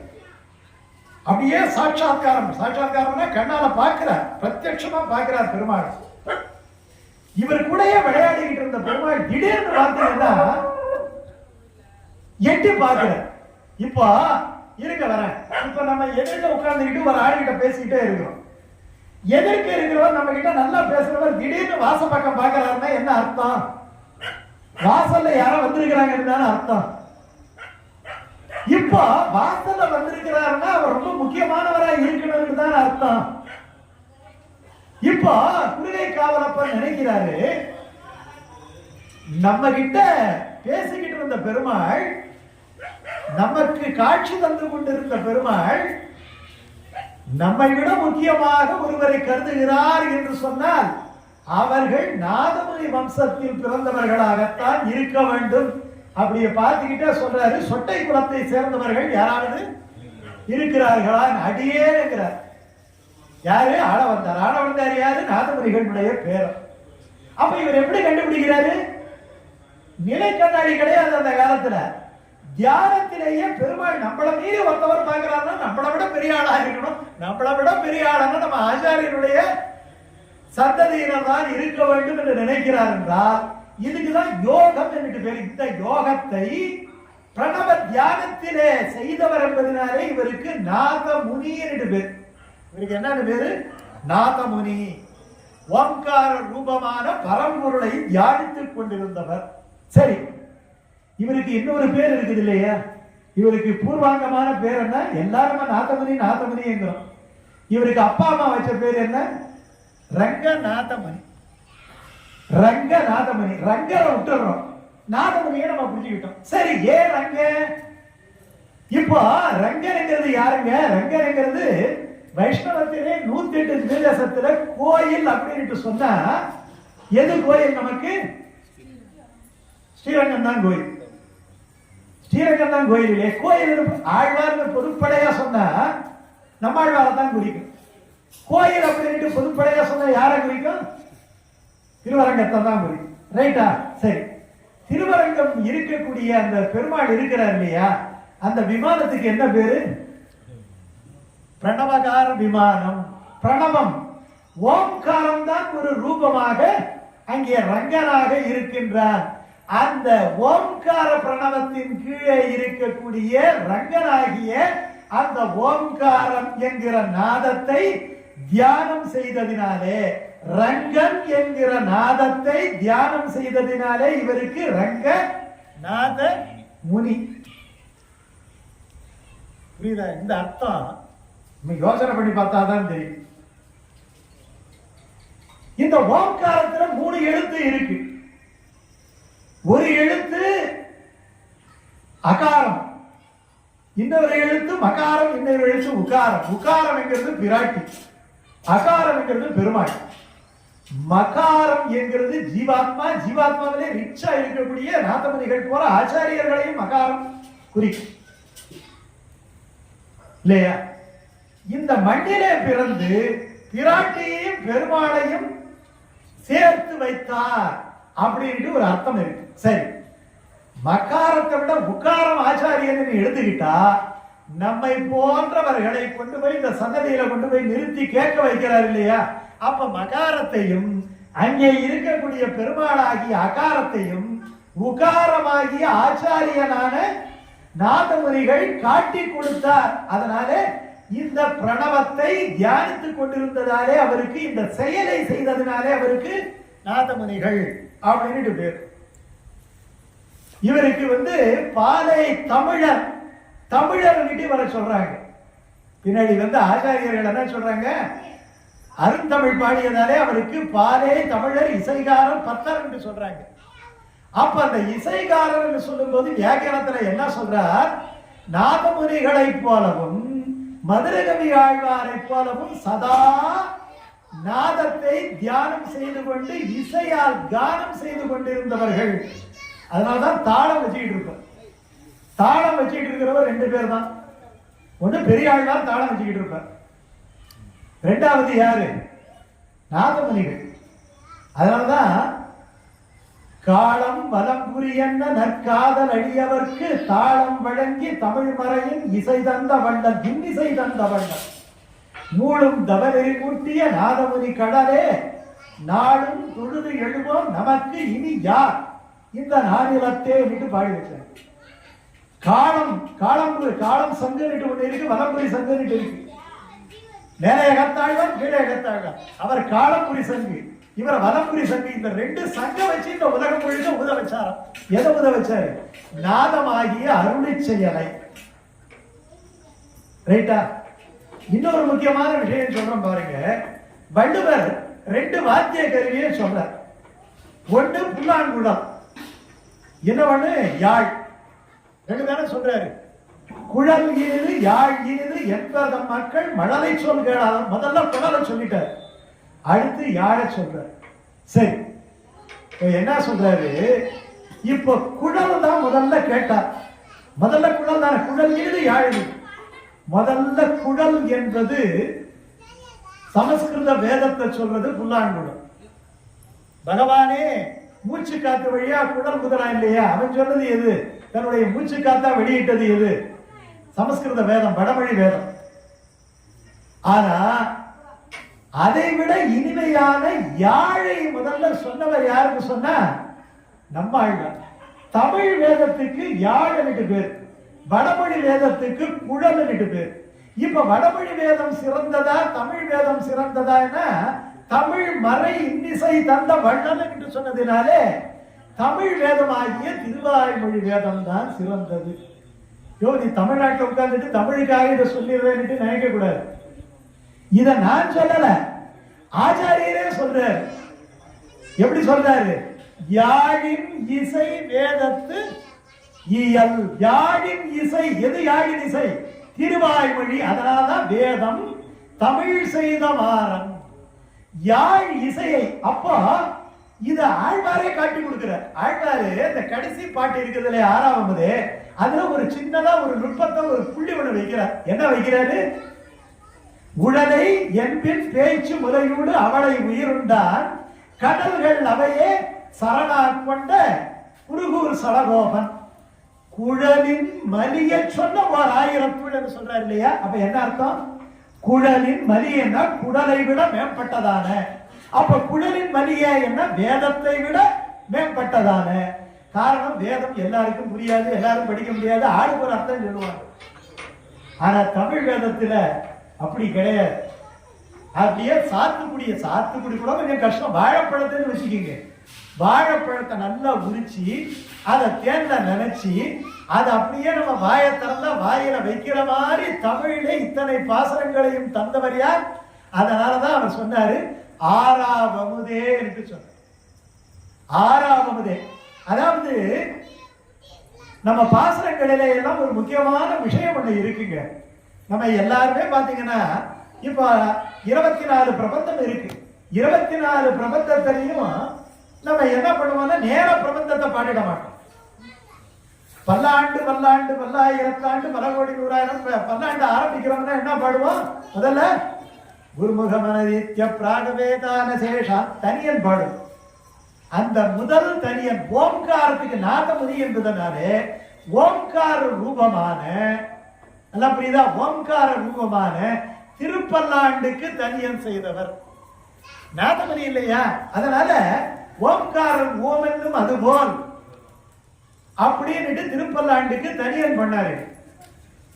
அந்த தனியனை சொல்லாம நம்ம என்ன பண்ண மாட்டோம்? எந்த பிரபந்தத்தையும் சேவிக்க மாட்டோம். அப்போ ஒரு ஆழ்வாருடைய ஏற்றத்தையும் ஆழ்வார்கள் பாடிய பிரபந்தத்தினுடைய ஏற்றத்தையும் முதலிலே நாம் எல்லாம் உணர வேண்டும் என்பதற்காகவே ஒரு பாயிரமாக பாடிவிட்டுத்தான் ஆழ்வார்களை வணங்கிவிட்டுத்தான் பிரபந்தத்துக்குள்ளேயே செல்ல வேண்டும் என்கிற முறையை முதலிலே காட்டி கொடுத்தவர் யாரு? நாதமுனி. இப்ப ஓம்காரத்துக்கு திருப்பல்லாண்டுக்கு ஒரு பாசனம் பாடிட்டார், தனியன் பாடிட்டார். நம ஓம் நம நாராயண தானே. நமப்பதம் எது? நமப்பதம் எது? கண்டினம் சிறுத்தாம். நமப்பதத்துக்கு ஒண்ணு பண்றார். அவிதித விஷயாந்தரச்சராரே வேறொன்றும் நான் அறியேன் வேதம் தமிழ் செய்த மாறன் குருகூர் சடகோபன் அப்படின்ட்டு ஆரம்பிக்கிறார். வெண்குருகூர் சடகோபன் ஏரன் சொல்றாரு இல்லையா? அப்போ இந்த நமப்பதத்துக்கு ஒரு விஷயத்தை செய்தார், தனியன் செய்யும். மூணாவதா முதல்ல 6வதேங்கிற பாசனத்தை வச்சுக்கிட்டு எங்க போனாரு? ஆழ்வார் திருநகரிக்கு போயிட்டு அந்த 1000 பாசனமும் கண்டுபிடிக்கணும்னு நினைச்சாரு இல்லையா? அந்த திருவாய்மொழி கிடைச்ச உடனே அந்த திருவாய்மொழிக்கு ஒரு தனியன் பண்ணணும்னுட்டு எப்படி பண்ணாரு? பக்தாமிருதம் விஸ்வஜனானுமோதனம் சர்வார்த்ததம் ஸ்ரீ சடகோபவான்மயம். அதுல முதல் வரி பாருங்க, பக்தாமிருதம் எப்படி வச்சாரு? இவருக்கு முதல்ல காதல விழுந்த சொல் 6வதே பக்த அமிர்தம். அமிர்தம்னா அமுதம். 6வதே பக்தர்கள் சொல்லுகின்ற அமுதம் 6 அமுதம். திருவாய் மத்த அமுதம் இப்ப சாப்பாடே இருக்கு. மத்தியான சாப்பாட்டை சாயங்காலத்துல சாப்பிட்டோம்னா சூடு போயிடும். போயிடுமா? போவாத. மத்தியான பிரசாதத்தை ஒரு மணி நேரம் கழிச்சு பார்த்தா சூடு போயிடும். ஆனா மத்தியானம் நீங்க பாடுற திருவாய்மொழியில சாயங்காலம் பாடினா சூடு குறையுமா? குறையாது. அதனால அது 6 அமுதம். இது பாசனம் 6வதம். 6வதம் பக்தர்களாலே அமுதமாக கொள்ளப்படுகின்ற அமுதம் என்கிறதாலே தொண்டர்க்கு அமுதம்னு சொன்னார்கள் என்று ஆழ்வாரே சொல்லி இருக்கிறார். அதனால இவர் என்ன பண்ணாரு? பக்தாமிருதம் அப்படின்னு முதல் வார்த்தைய வேற எங்க இருந்து எடுக்கல. தொண்டர்க்கு அமுதம்னு சொன்னாரையிலிருந்து எடுத்ததா நம்ம எடுத்துக்கலாம், ஒன்றும் தப்பு கிடையாது. ஆனால் 6வதேங்கிற முதல் சொல்லத்தான் இந்த இடத்துல பக்தாமிருதம். அங்க போய் பார்க்கும் போது நமக்கு 6வதா பெருமாள் இருக்கிறார். அதே மாதிரி திருவாய்மொழி நமக்கு 6வதமா இருக்கு இல்லையா? அதனால பக்தாமிருதம். அப்படிப்பட்ட திருவாய்மொழியை கானத்திலே சொன்னார். இன்னும் சின்ன விஷயம், 2 விஷயத்தை சொல்லி நான் பூர்த்தி பண்றேன். 12,000 முறை இவர் என்ன பண்ணாருன்னா கண்ணினம் செலுத்தாம சொன்னார். ஏன் 12,000 முறை சொல்லணும்? அதெல்லாம் 12,000 முறை 16,000 முறை சொல்லக்கூடாதா? ஏன் 15,000 முறை சொல்லலாம்? அது என்ன கணக்கு? இந்த கணக்கு தான் இந்த கட்டுரையெல்லாம் நான் எழுதியிருக்கேன். 12,000 ஏன் சொல்லணும்? ரைட்டா? 10,000 முறை சொன்னா ஆகாதா? ஒரு கணக்கு இருக்கணும் இல்லையா எதுக்கும்? சரி, இதுக்கு காரணத்தை யோசிச்சு பார்க்கும்போது வேத மந்திரத்தை சொல்லும் போது எதையும் 3 முறை சொல்லணும்னு இருக்கு. எதையும் 3 முறை சொல்லணும். நதி குளம் கீழே விழுந்துட்டா, ஆத்துல விழுந்துட்டா 3 தடவை எழுப்பி விடுமா? கேள்விப்பட்டிருக்கீங்களா? 3 தடவை பழைய காட்டி போனா கூட்டி அமைக்கணுமா? அப்ப 3 தடவை எதுக்கு சான்ஸ் தருவான்னு சொல்றாங்க. 3 முறை, எதையும் 3 முறை. அதனால வேத மந்திரம் என்ன பண்ணுது? ஓம் சாந்தி சாந்தி சாந்தி என்று சாந்தி சாந்தி 3 முறை சொல்றோம். ஆழ்வார் அதே மாதிரி சொல்றாரு இல்லையா? ஆழ்வார் என்ன சொல்றாரு? பொலிக பொலிக பொலிக 3 முறை சொல்ல. 1 முறை சொன்னா பத்தாதா? நல்லாயிரு நல்லாயிரு எல்லாம் பொலிந்து இருக்கட்டும். பொலிந்து நின்ற பிரான் என்கிட்ட ஒரு பெருமாளுக்கு பேரு, திருநெல்வேலி பக்கத்துல. அவர் பெருமாளுக்கு பேர் என்ன? பொலிந்து நின்ற பிரான். பொலிக பொலிக பொலிக போயிற்று வல்வியற் சாபம். அப்போ 3 முறை எதையும் 3 முறை சொன்னால் அது வேதத்துக்கு நிகரானது, நிகரான வாழ்த்து என்பது சம்பிரதாயம். நல்லாயிரு ஒரு தரம் சொல்லக்கூடாதா? எத்தனை தரம் சொல்லணும்? அதனாலதான் ராமா ராமா ராமான்ட்டு 3 தரம் சொன்னா சகஸ்ரநாமம் சொன்ன மாதிரி அர்த்தம். ஸ்ரீராம ராம ராமேதி. அப்ப எத்தனை தரம் ராமா வருது? ஸ்ரீராம ராம ராமேதி 3 முறை வருது இல்லையா? ஒரு தரம் சொன்னா 100, இன்னொரு தரம் சொன்னா 100, இன்னொரு தரம் சொன்னா 100 இல்லையா? அப்படி வருது. சகஸ்ரநாமம் சொன்னதா வருது. அதே மாதிரி இவர் என்ன பண்ணாருன்னா 4000 பாசனம், 4000 பாசனமும் நமக்கு கிடைக்கணும் இல்லையா? அப்ப 4000 பாசனமும் வேதத்துக்கு சமமானது, வேதத்துக்கு சமமானது. அப்போ ஒரு தரம் கண்ணில் சிறுதாம்பு சொன்னோம்னா எப்படி வரும்? நமக்கு 4000 கிடைக்காது. வேதம் முழுமைக்கும் கிடைக்காது, ஒரு பகுதி தான் கிடைக்கும். வேதம் முழுமையும் சொல்லும் பொழுது எப்படி அந்த சாந்தி மந்திரத்தை 3 முறை சொல்கிறோமோ அதே போல இந்த கண்ணில் சிறுதாம்பு என்கிற மந்திரத்தை 4000 பாசனங்கள் கிடைப்பதற்கு 1 முறை என்பது போல என்ன பண்ணாருன்னா 3 முறை சாந்தி மந்திரத்தை சொல்வது போல. அதுல பொலிக பொலிக பொலிகைன்னு வருவதால ஒரு பொலிக என்கிற வார்த்தைக்கு எவ்வளவு? 4000 கண்ணில் சிறுத்தாங்க. இன்னொரு பொலிக என்கிற வார்த்தைக்கு இன்னொரு 4000 கண்ணில் சிறுத்தாங்க. இன்னொரு பொலிக என்கிற வார்த்தைக்கு இன்னொரு 4000. மொத்தம் எவ்வளவு ஆச்சு? 12,000 முறை ஆச்சு. 12,000 முறைனா சாந்தி சாந்தி சாந்தி என்று 3 முறை சொன்ன பலன் கிடைக்கிறது. பொலிக பொலிக பொலிக என்று 3 முறை சொன்ன பலன் கிடைத்து விடுகிறது. இந்த 3 முறை சொன்ன பலனினாலே 4000 பாசனமும் நமக்கு கிடைத்து விடுகிறது. ஆகையினாலே தான் அவர் என்ன பண்ணாருன்னா 12,000 முறை இந்த பொலிக என்கிற மந்திரத்தை இந்த திருவாய்மொழிக்காக சொன்னார். அப்படி இவர் என்ன பண்ணாருன்னா நாதத்தையும் கீதத்தையும் தேவகானத்துல பண்ணார். தேவகானம்ங்கிறது சாதாரண கானம் கிடையாது. இன்னைக்கு பன்னிசை பன்னிசைங்கிறோம். நம்ம நினைச்சு பார்க்கணும், கவர்மெண்ட் இதுக்கான ஆய்வுகள் எல்லாம் நிறைய பண்ண வேண்டியிருக்கு, மியூசிக் காலேஜெல்லாம் நிறைய இருக்கு. ஆனா தமிழ் பண் எதுங்கிறது இப்ப தெரியல.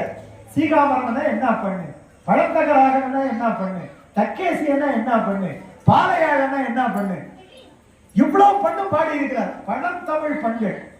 இந்த பண்கள் எல்லாம் எங்க கிடைச்சா எப்படி இருக்கும்? நம்ம கிட்ட இல்லையே. இப்ப இருக்கா? இல்ல. இப்ப அந்த பண்கள் எல்லாம் இல்லை. இந்த பண்ணுக்கு நிகரான ஏதோ ஒரு கிளாசிக்கல் சங்கீதம் ஒரு ராகத்தை எடுத்து பாடுகிறோம்.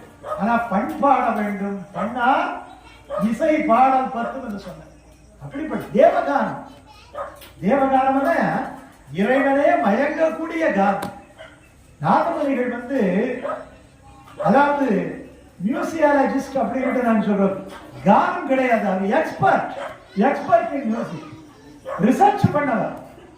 இல்லாட்டி போனா கண்ணை கட்டிக்கிட்டு விதவிதமான தாளங்கள் இந்த ராஜா சோழ நாட்டு ராஜா அவையில பாடுறார். ஏன்னா ஒரு பொண்ணு தேவகானத்துல பாடுறா, தேவகானத்துல பாடுறா, ஒரு பொண்ணு மனுஷ கானத்துல பாடுறார். ராஜா மனுஷ கானத்துல பாடுற பொண்ணுக்கு பரிசு கொடுத்து அனுப்பிடுறார். ஏன்னா அவருக்கு அதுதான் தெரியுது. நமக்கு தெரியாத விஷயம் தப்பான விஷயம்னு நினைச்சிடறோம், அல்லது அது ஒன்றும் பிரச்சனை இல்லைன்னு நினைச்சிடறோம். அதாவது சின்ன கதையை சொல்லுவாங்க. ஒரு வைரத்தை ஒருத்தவன் கண்டெடுத்து நேரா போயிட்டு ஒரு அரிசி வியாபாரி கிட்ட கொடுத்தான். அந்த அரிசி வியாபாரி, இந்த வைரத்துக்கு ஏதாவது தாயா, இது எவ்வளவு பொருள், நான் ஒரு படி அரிசி தருவான். என்ன காரணம்? அவனுக்கு வைரம் என்னன்னு தெரியாது. அவனுக்கு தெரிஞ்சது அரிசி தான். அப்ப அவன் அரிசியை வச்சுக்கிட்டு தான் வைரத்தை இடம் போடுவான் இல்லையா? அப்ப அவன் தனக்கு தெரியாதுன்னு நினைக்க மாட்டான். இதுக்கு இது அவ்வளவு இல்லையா? இதை தாண்டி காய்கறி காரங்கிட்ட போனவன்னா அவன் என்ன பண்ணுவான்? ஒரு 3 கிலோ காய்கறி தருவான். 3 கிலோ காய்கறி தருவான். அந்த காய்கறியை வச்சுக்கிட்டு தான் வைரத்தை இடம் பார்ப்பான். அப்ப வைரத்தை தெரியணும்னு சொன்னா யார்கிட்ட போகணும்? வைர வியாபாரி கிட்ட போகணும். வைர வியாபாரி கிட்ட போனா அவன் தான் கேட்பான், ஐயோ இது ரொம்ப முக்கியமான வைரம், அந்த வைரத்துக்கு 1 கோடி ரூபாய் கொடுப்பான். அப்ப அரிசிக்காரனுக்கு அது எடை எவ்வளவு? 1 படி அரிசி. காய்கறிக்காரனுக்கு இந்த வைரத்துக்கு என்ன மதிப்பு? 5 கிலோ காய்கறி அல்லது 3 கிலோ காய்கறி. ஆனா வைர வியாபாரி தான் 1 கோடி கொடுப்பேன்.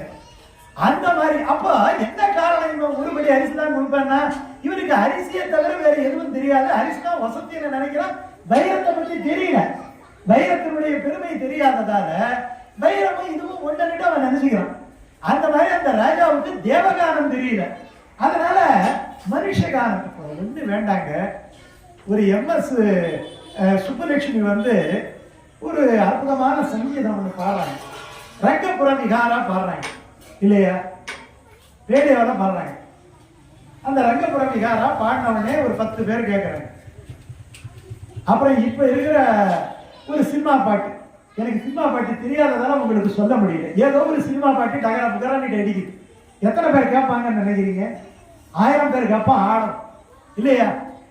அப்ப இது வசதியா அது வசதியா, ஏன் அது கேட்கல அப்படின்னு சொன்னா இவனுக்கு இந்த ரங்கபுரவிகார பிருந்தாவன சாரங்க ராகத்தை தெரியல. தெரியாததால இவன் கேட்கல. அது அவன் தப்பு கிடையாது, அவனுக்கு தெரியல. அதனால அவன் அந்த முக்காப்புடாதான் வசதின்னு அவன் சொல்றான். அதே மாதிரி இந்த ராஜா இந்த தேவகானம் என்னன்னுட்டு அவனுக்கு இதுவரை கிராஸ் பண்ணி வராததால தெரியாததால மனுஷகானம் வசதி இது ஒண்ணுமே இல்லைன்னு சொல்லிடும். அந்த பொண்ணு வெறுத்து போய் காட்டுமன்னார் முடியல மன்னனார் முன்னாடி பாடும் பொழுது அப்ப நாதமுனிகள் கேட்கிறார், அடடா எப்பேற்பட்ட கானமா நீ பாடுற, தேவகானம் பாடுறியா? தேவகானம் என்ன உங்களுக்கு தெரியுமான்னு கேட்கிறார். என்னம்மா நீ இறைவனையே மயக்கக்கூடிய இசைய பாடுறியன்னா? ஐயா உங்களுக்கு அந்த அருமை தெரியுது. நான் ராஜசபையில போய் ராஜா கிட்ட போய் இதே ராகத்தை பாடினேன், எனக்கு ஒன்றும் தெரியாது, இதெல்லாம் ஒரு இசையா என்ன துரத்திட்டான். என்னை விட மனுஷ காலம் பாடின ஒருத்திக்கு பொண்ணும் பொருளுமா பரிசு வாரி வாரி இறைச்சி பட்டு பிதாமரமா தந்துட்டாங்க. உடனே ஒரு வைஷ்ணவன் எப்படி இருக்கணுங்கிறதுக்கு நாதமுனிகள் ஒரு எடுத்துக்காட்டு. உடனே அந்த பெண்ணு அப்படியாம்மா சரிம்மா போயிட்டு வாமா ஒரு தீர்த்த துளசி பிரசாதத்தை தந்துட்டு அனுப்பல. அப்படியா சொன்னா ராஜா, வா போய் கேட்பான்னுட்டு அந்த பொண்ணை அழிச்சுக்கிட்டு நேரா ராஜசபைக்கு போன உடனே இந்த தேவகாரம் நீ ஒண்ணுமே இல்லைன்னு சொல்லிட்டியாமே, அப்படியா உங்களுக்கு தேவகானம் தெரியுமா? தெரியும், நான் இசையிலே வல்லவன், உனக்கு சந்தேகம் இருந்தா நான் உனக்கு நிரூபிக்கிறேன். எப்படி நிரூபிக்கிறேன்னுட்டு அங்க இசைவாணர்கள் எல்லாம் கூடி இருக்கிற அவையில சொல்ற, ஒண்ணு வேணா என் கண்ணை எடுத்து கட்டிடு, கட்டிட்டு நீ வெவ்வேறு எடை உள்ள தாளங்களிலே நீ தாளம் போடு.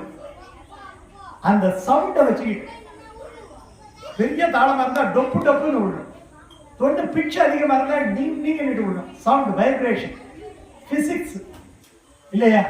இந்த பிசிக்ஸ் அந்த காலத்திலேயே தெரிஞ்சு வச்சிருக்கிறார். அதனுடைய பிச்சு எவ்வளவு? அவர் தாளத்தை போடுறார், தாளத்தை போட்டவுடனே இது 1.5 ராத்தம், இது 2 ராத்தம்.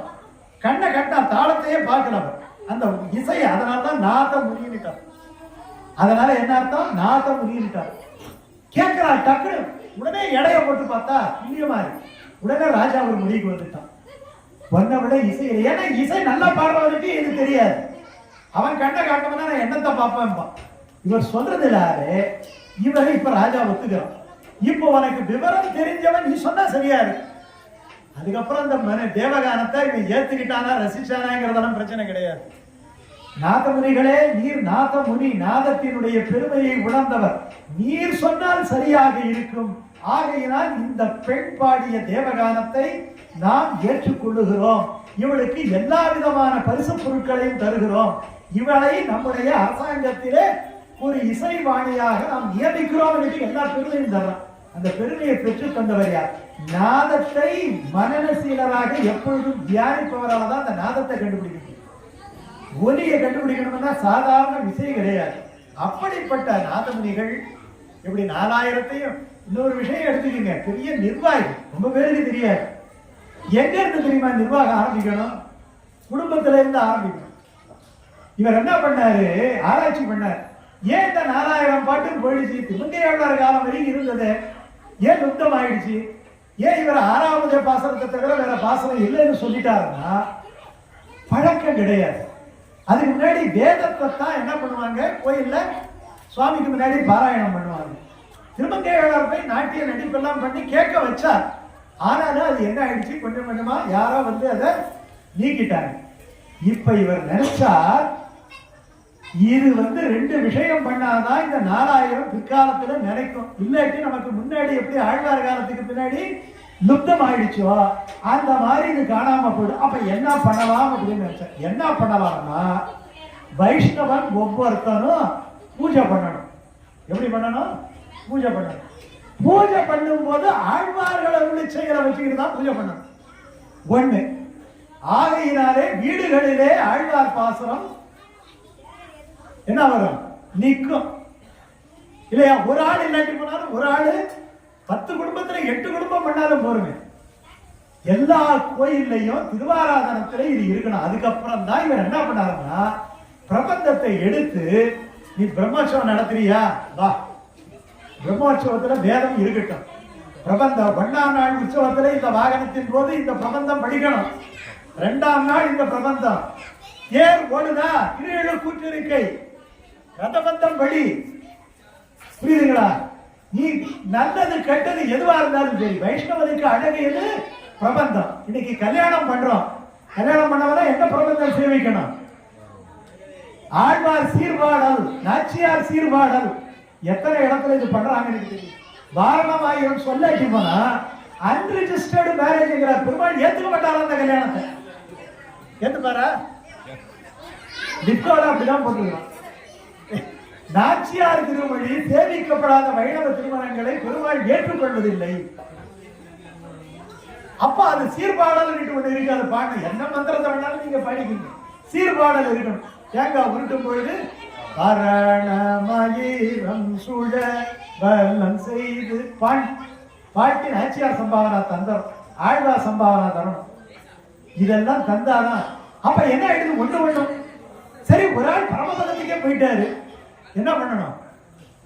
என்ன செய்யணும்? ஆழ்வார் பாசனம் இல்லாம அவரை வைகுண்டத்துக்கு அனுப்ப முடியாது. அனுப்ப முடியுமா?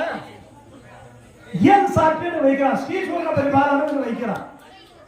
சூழ்பிசும் பனிமுகில் சூரியம் முழக்கின ஆழ்களால் இவரை கையெழுத்தாழி பண்ண நன்னாதா முருவலிப்ப. இது பாடாம அவர் போய் சேர மாட்டார். சரி, அந்த யாகங்களை கொண்டு போய் சிலையில வைக்கிறோம். அப்படி வைக்கும் போது இந்த படம்பெறமை என்ன பண்றோம்? ஆதரி கொடுக்குறோமா? பெருமாளுக்கே ஆதரி கொடுக்குறோம்.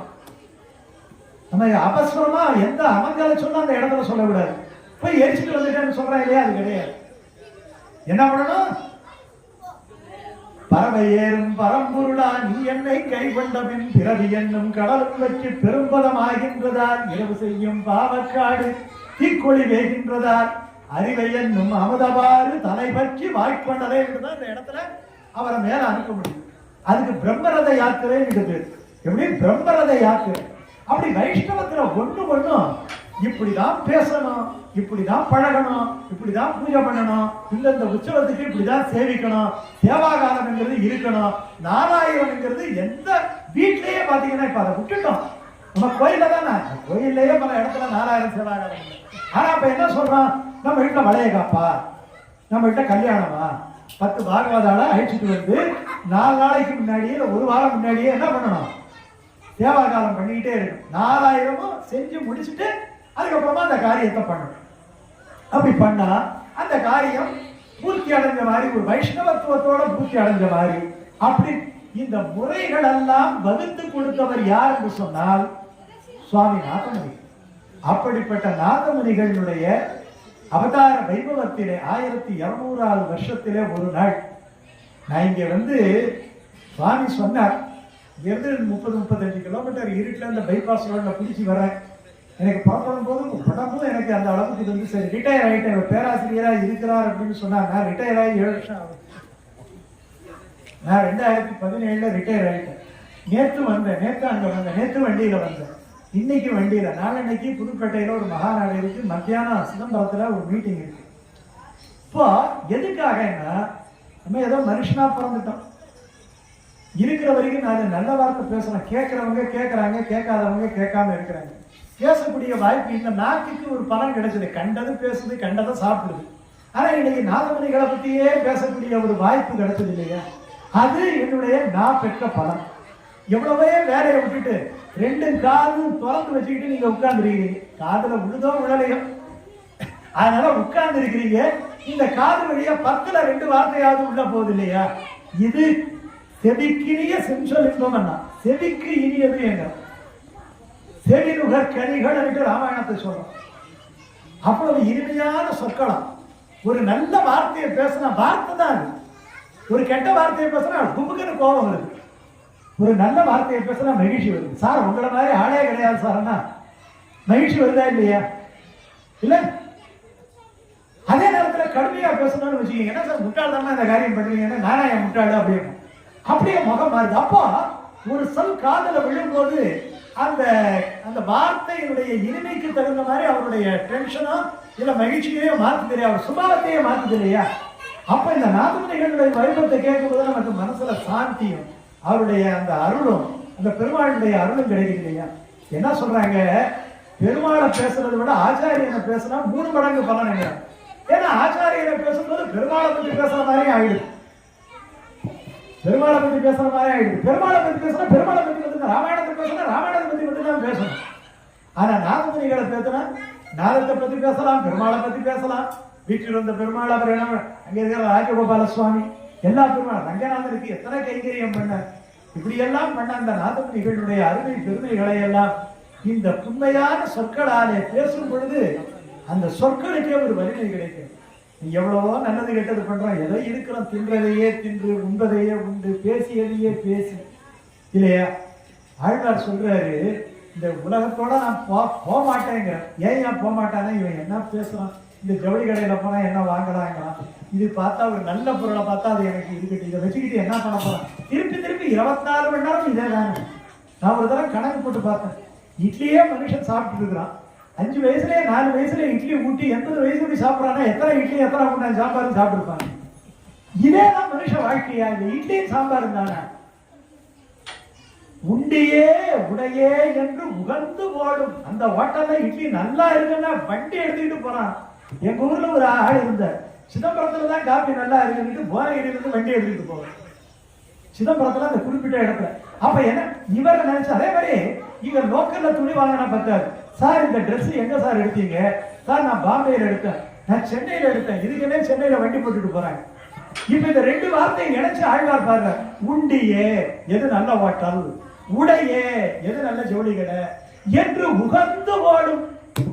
இதுக்காகவே செலவு பண்ணிட்டு போற மண்டலத்தாரோடு கூடுவது இல்லையா? அவன் கூட நான் சகல, ஏன்னா அவன் என்ன பண்ணுவான், நீ என்ன சும்மா இங்கே இருக்கிற நம்மளே எடுத்து விடுவான். நல்ல கந்தகம், அதாவது மனமுள்ள பூவோடு நாரும் சேர்ந்தால் நாருக்கு ஒரு நாருடைய மனம் கிடையாது, பூவினுடைய வாசம் தான் நாருக்கு வருது, நார் தனியா வந்து பார்க்க முடியாது. ஆனா ஆனா 10 நல்ல பழத்தோட ஒரு கெட்ட பழம் வச்சுக்கிட்டா கெட்ட பழம் நல்ல பழமா போகாது, நல்ல பழமெல்லாம் கெட்ட பழமா போகும். அதனால பெரியவங்க என்ன சொன்னாங்கன்னா, துஷ்டரோட சகவாசம் வச்சுக்காத, நல்லவன் கூட சகவாசம் வச்சுக்க, நல்லவனோட சகவாசம் வச்சுக்கிட்டா நீ நாரா இருந்தாலும் பூவோட சேர்றதால இந்த பூவின் மனம் உனக்கு வந்து விடும், நீ நல்லவனாக போய்விட்டு நீயும் பெருமைக்குரியவனாக ஆகிவிடுவாய். ஆனா இந்த கெட்டுப்போன பழத்தோட சேர்ந்தவன நீ நல்ல பழமா இருந்தாலும் 4 தடவை உன்னையே அவன் என்ன பண்ணுவான், கெடுத்து குடிச்சவராகிடுவான். அதனாலதான் சகவாசத்தை வச்சுக்காதுன்னு சொல்றேன், நல்ல சகவாசத்தை வச்சுக்கணும்னு சொல்றேன்.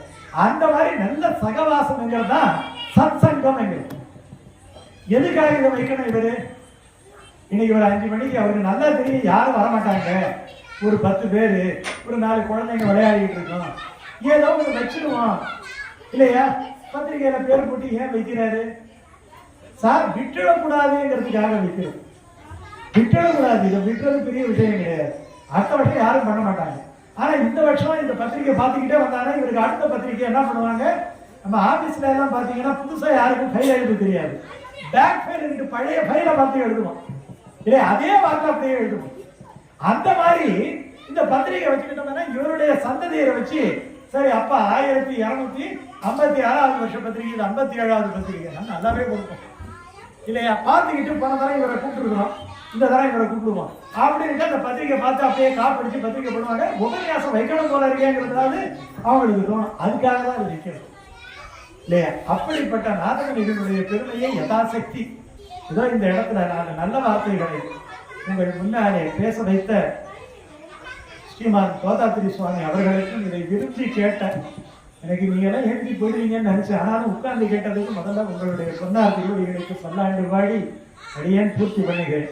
ஸ்ரீய காந்தாய கல்யாண நிலையேனதையர்த்தினான் ஸ்ரீ வெங்கட நிவாசாய ஸ்ரீனிவாசாய மங்களம். மங்களா சாசனபரிமதாச்சாரிய துரோகமை சந்தைசைவாச்சாரியை சத்ருதயாஸ்து மங்களம்.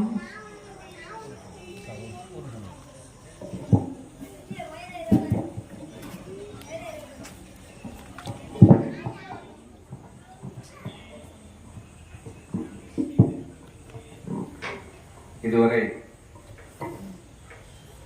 புவனகிரி ஸ்ரீமான் கோகுலாச்சாரிய சுவாமியினுடைய அற்புதமான உரைகளை நாம் கேட்டோம்.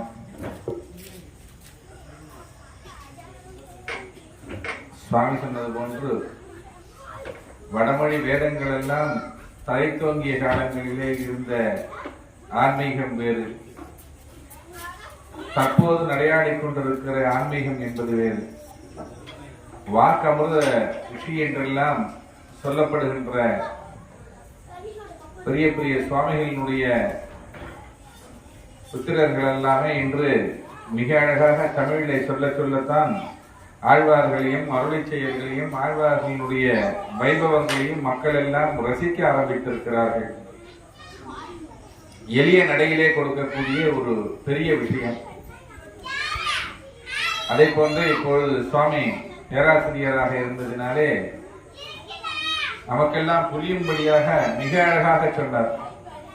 நாதமொழிகளுடைய வைபவத்தை எவ்வளவு நாள் வேணாலும் எவ்வளவு சொன்னாலுமே போராது. ஏவிஆர் சுவாமி இப்பொழுது ஒரு 500 பக்கத்தில் ஒரு புத்தகம் நாதமொழிகளை பற்றி போட்டிருக்கார். அதே மாதிரி சுவாமி எல்லாம் ஒரு விஷயத்தையும் ரசிச்சு ரசிச்சு எடுத்திருக்கார். அப்படி அந்த நாதமணிகளுடைய நோக்கத்திலேயே இருந்தால்தான் இதெல்லாம் தோணும், இல்லைன்னா தோணாது.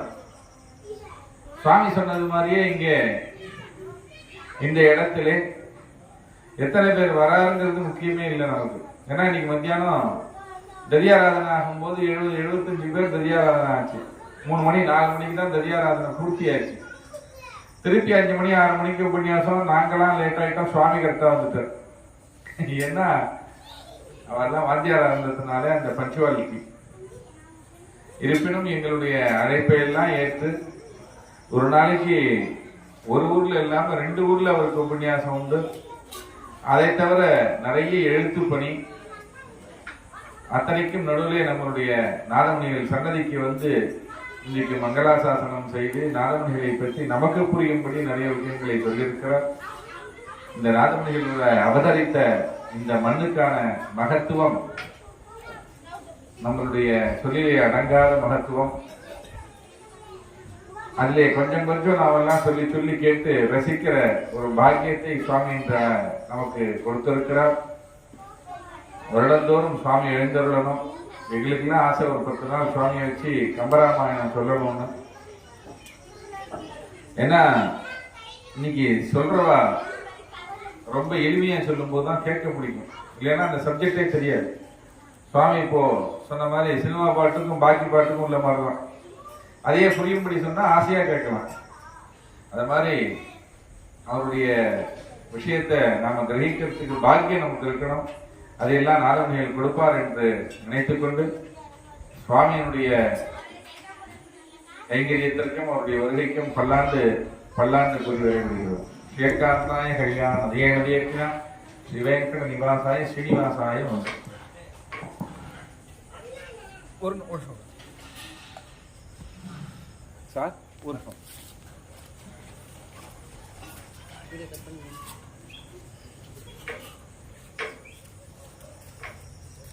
राजाधिराजाय प्रसिद्धशाहिनेः नमो वयं वै श्रवणाय गुर्महे समे कामान् कामकामाद्यमद्यं कामेश्वरो वै श्रवणा ददातु कुबेराय वै श्रवणाय महाराजाय नमः.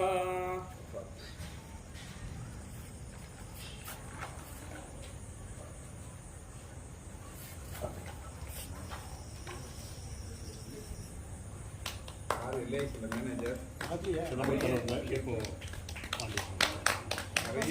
நிறைய இருக்க செடியெல்லாம் அதெல்லாம் வாங்கி கொடுத்தது.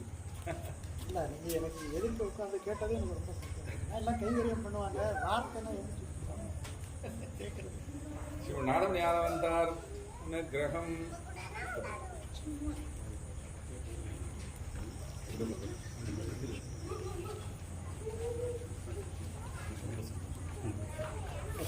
புரியுது இல்லை? புரியுது. ரொம்ப அருமையா இருக்கு. ரொம்ப எளிமையாக தான் இருக்குது. நான் இதில் நிறைய நிறைய வந்து அதில் வந்து நிறைய வந்து நீங்கள் சொல்கிறதெல்லாம் வந்து பார்த்தீங்கன்னா நான் வந்து அதோட கனெக்ட் பண்ணி தான் பார்ப்பேன். ஏன்னா எனக்கு வந்து நாலாவது பட் அது நிறைய படிச்சு அடிக்கடி சொல்கிறதெல்லாம் பார்த்தீங்கன்னா அதோட நிறைய ரொம்ப ரொம்ப மறுபடியும்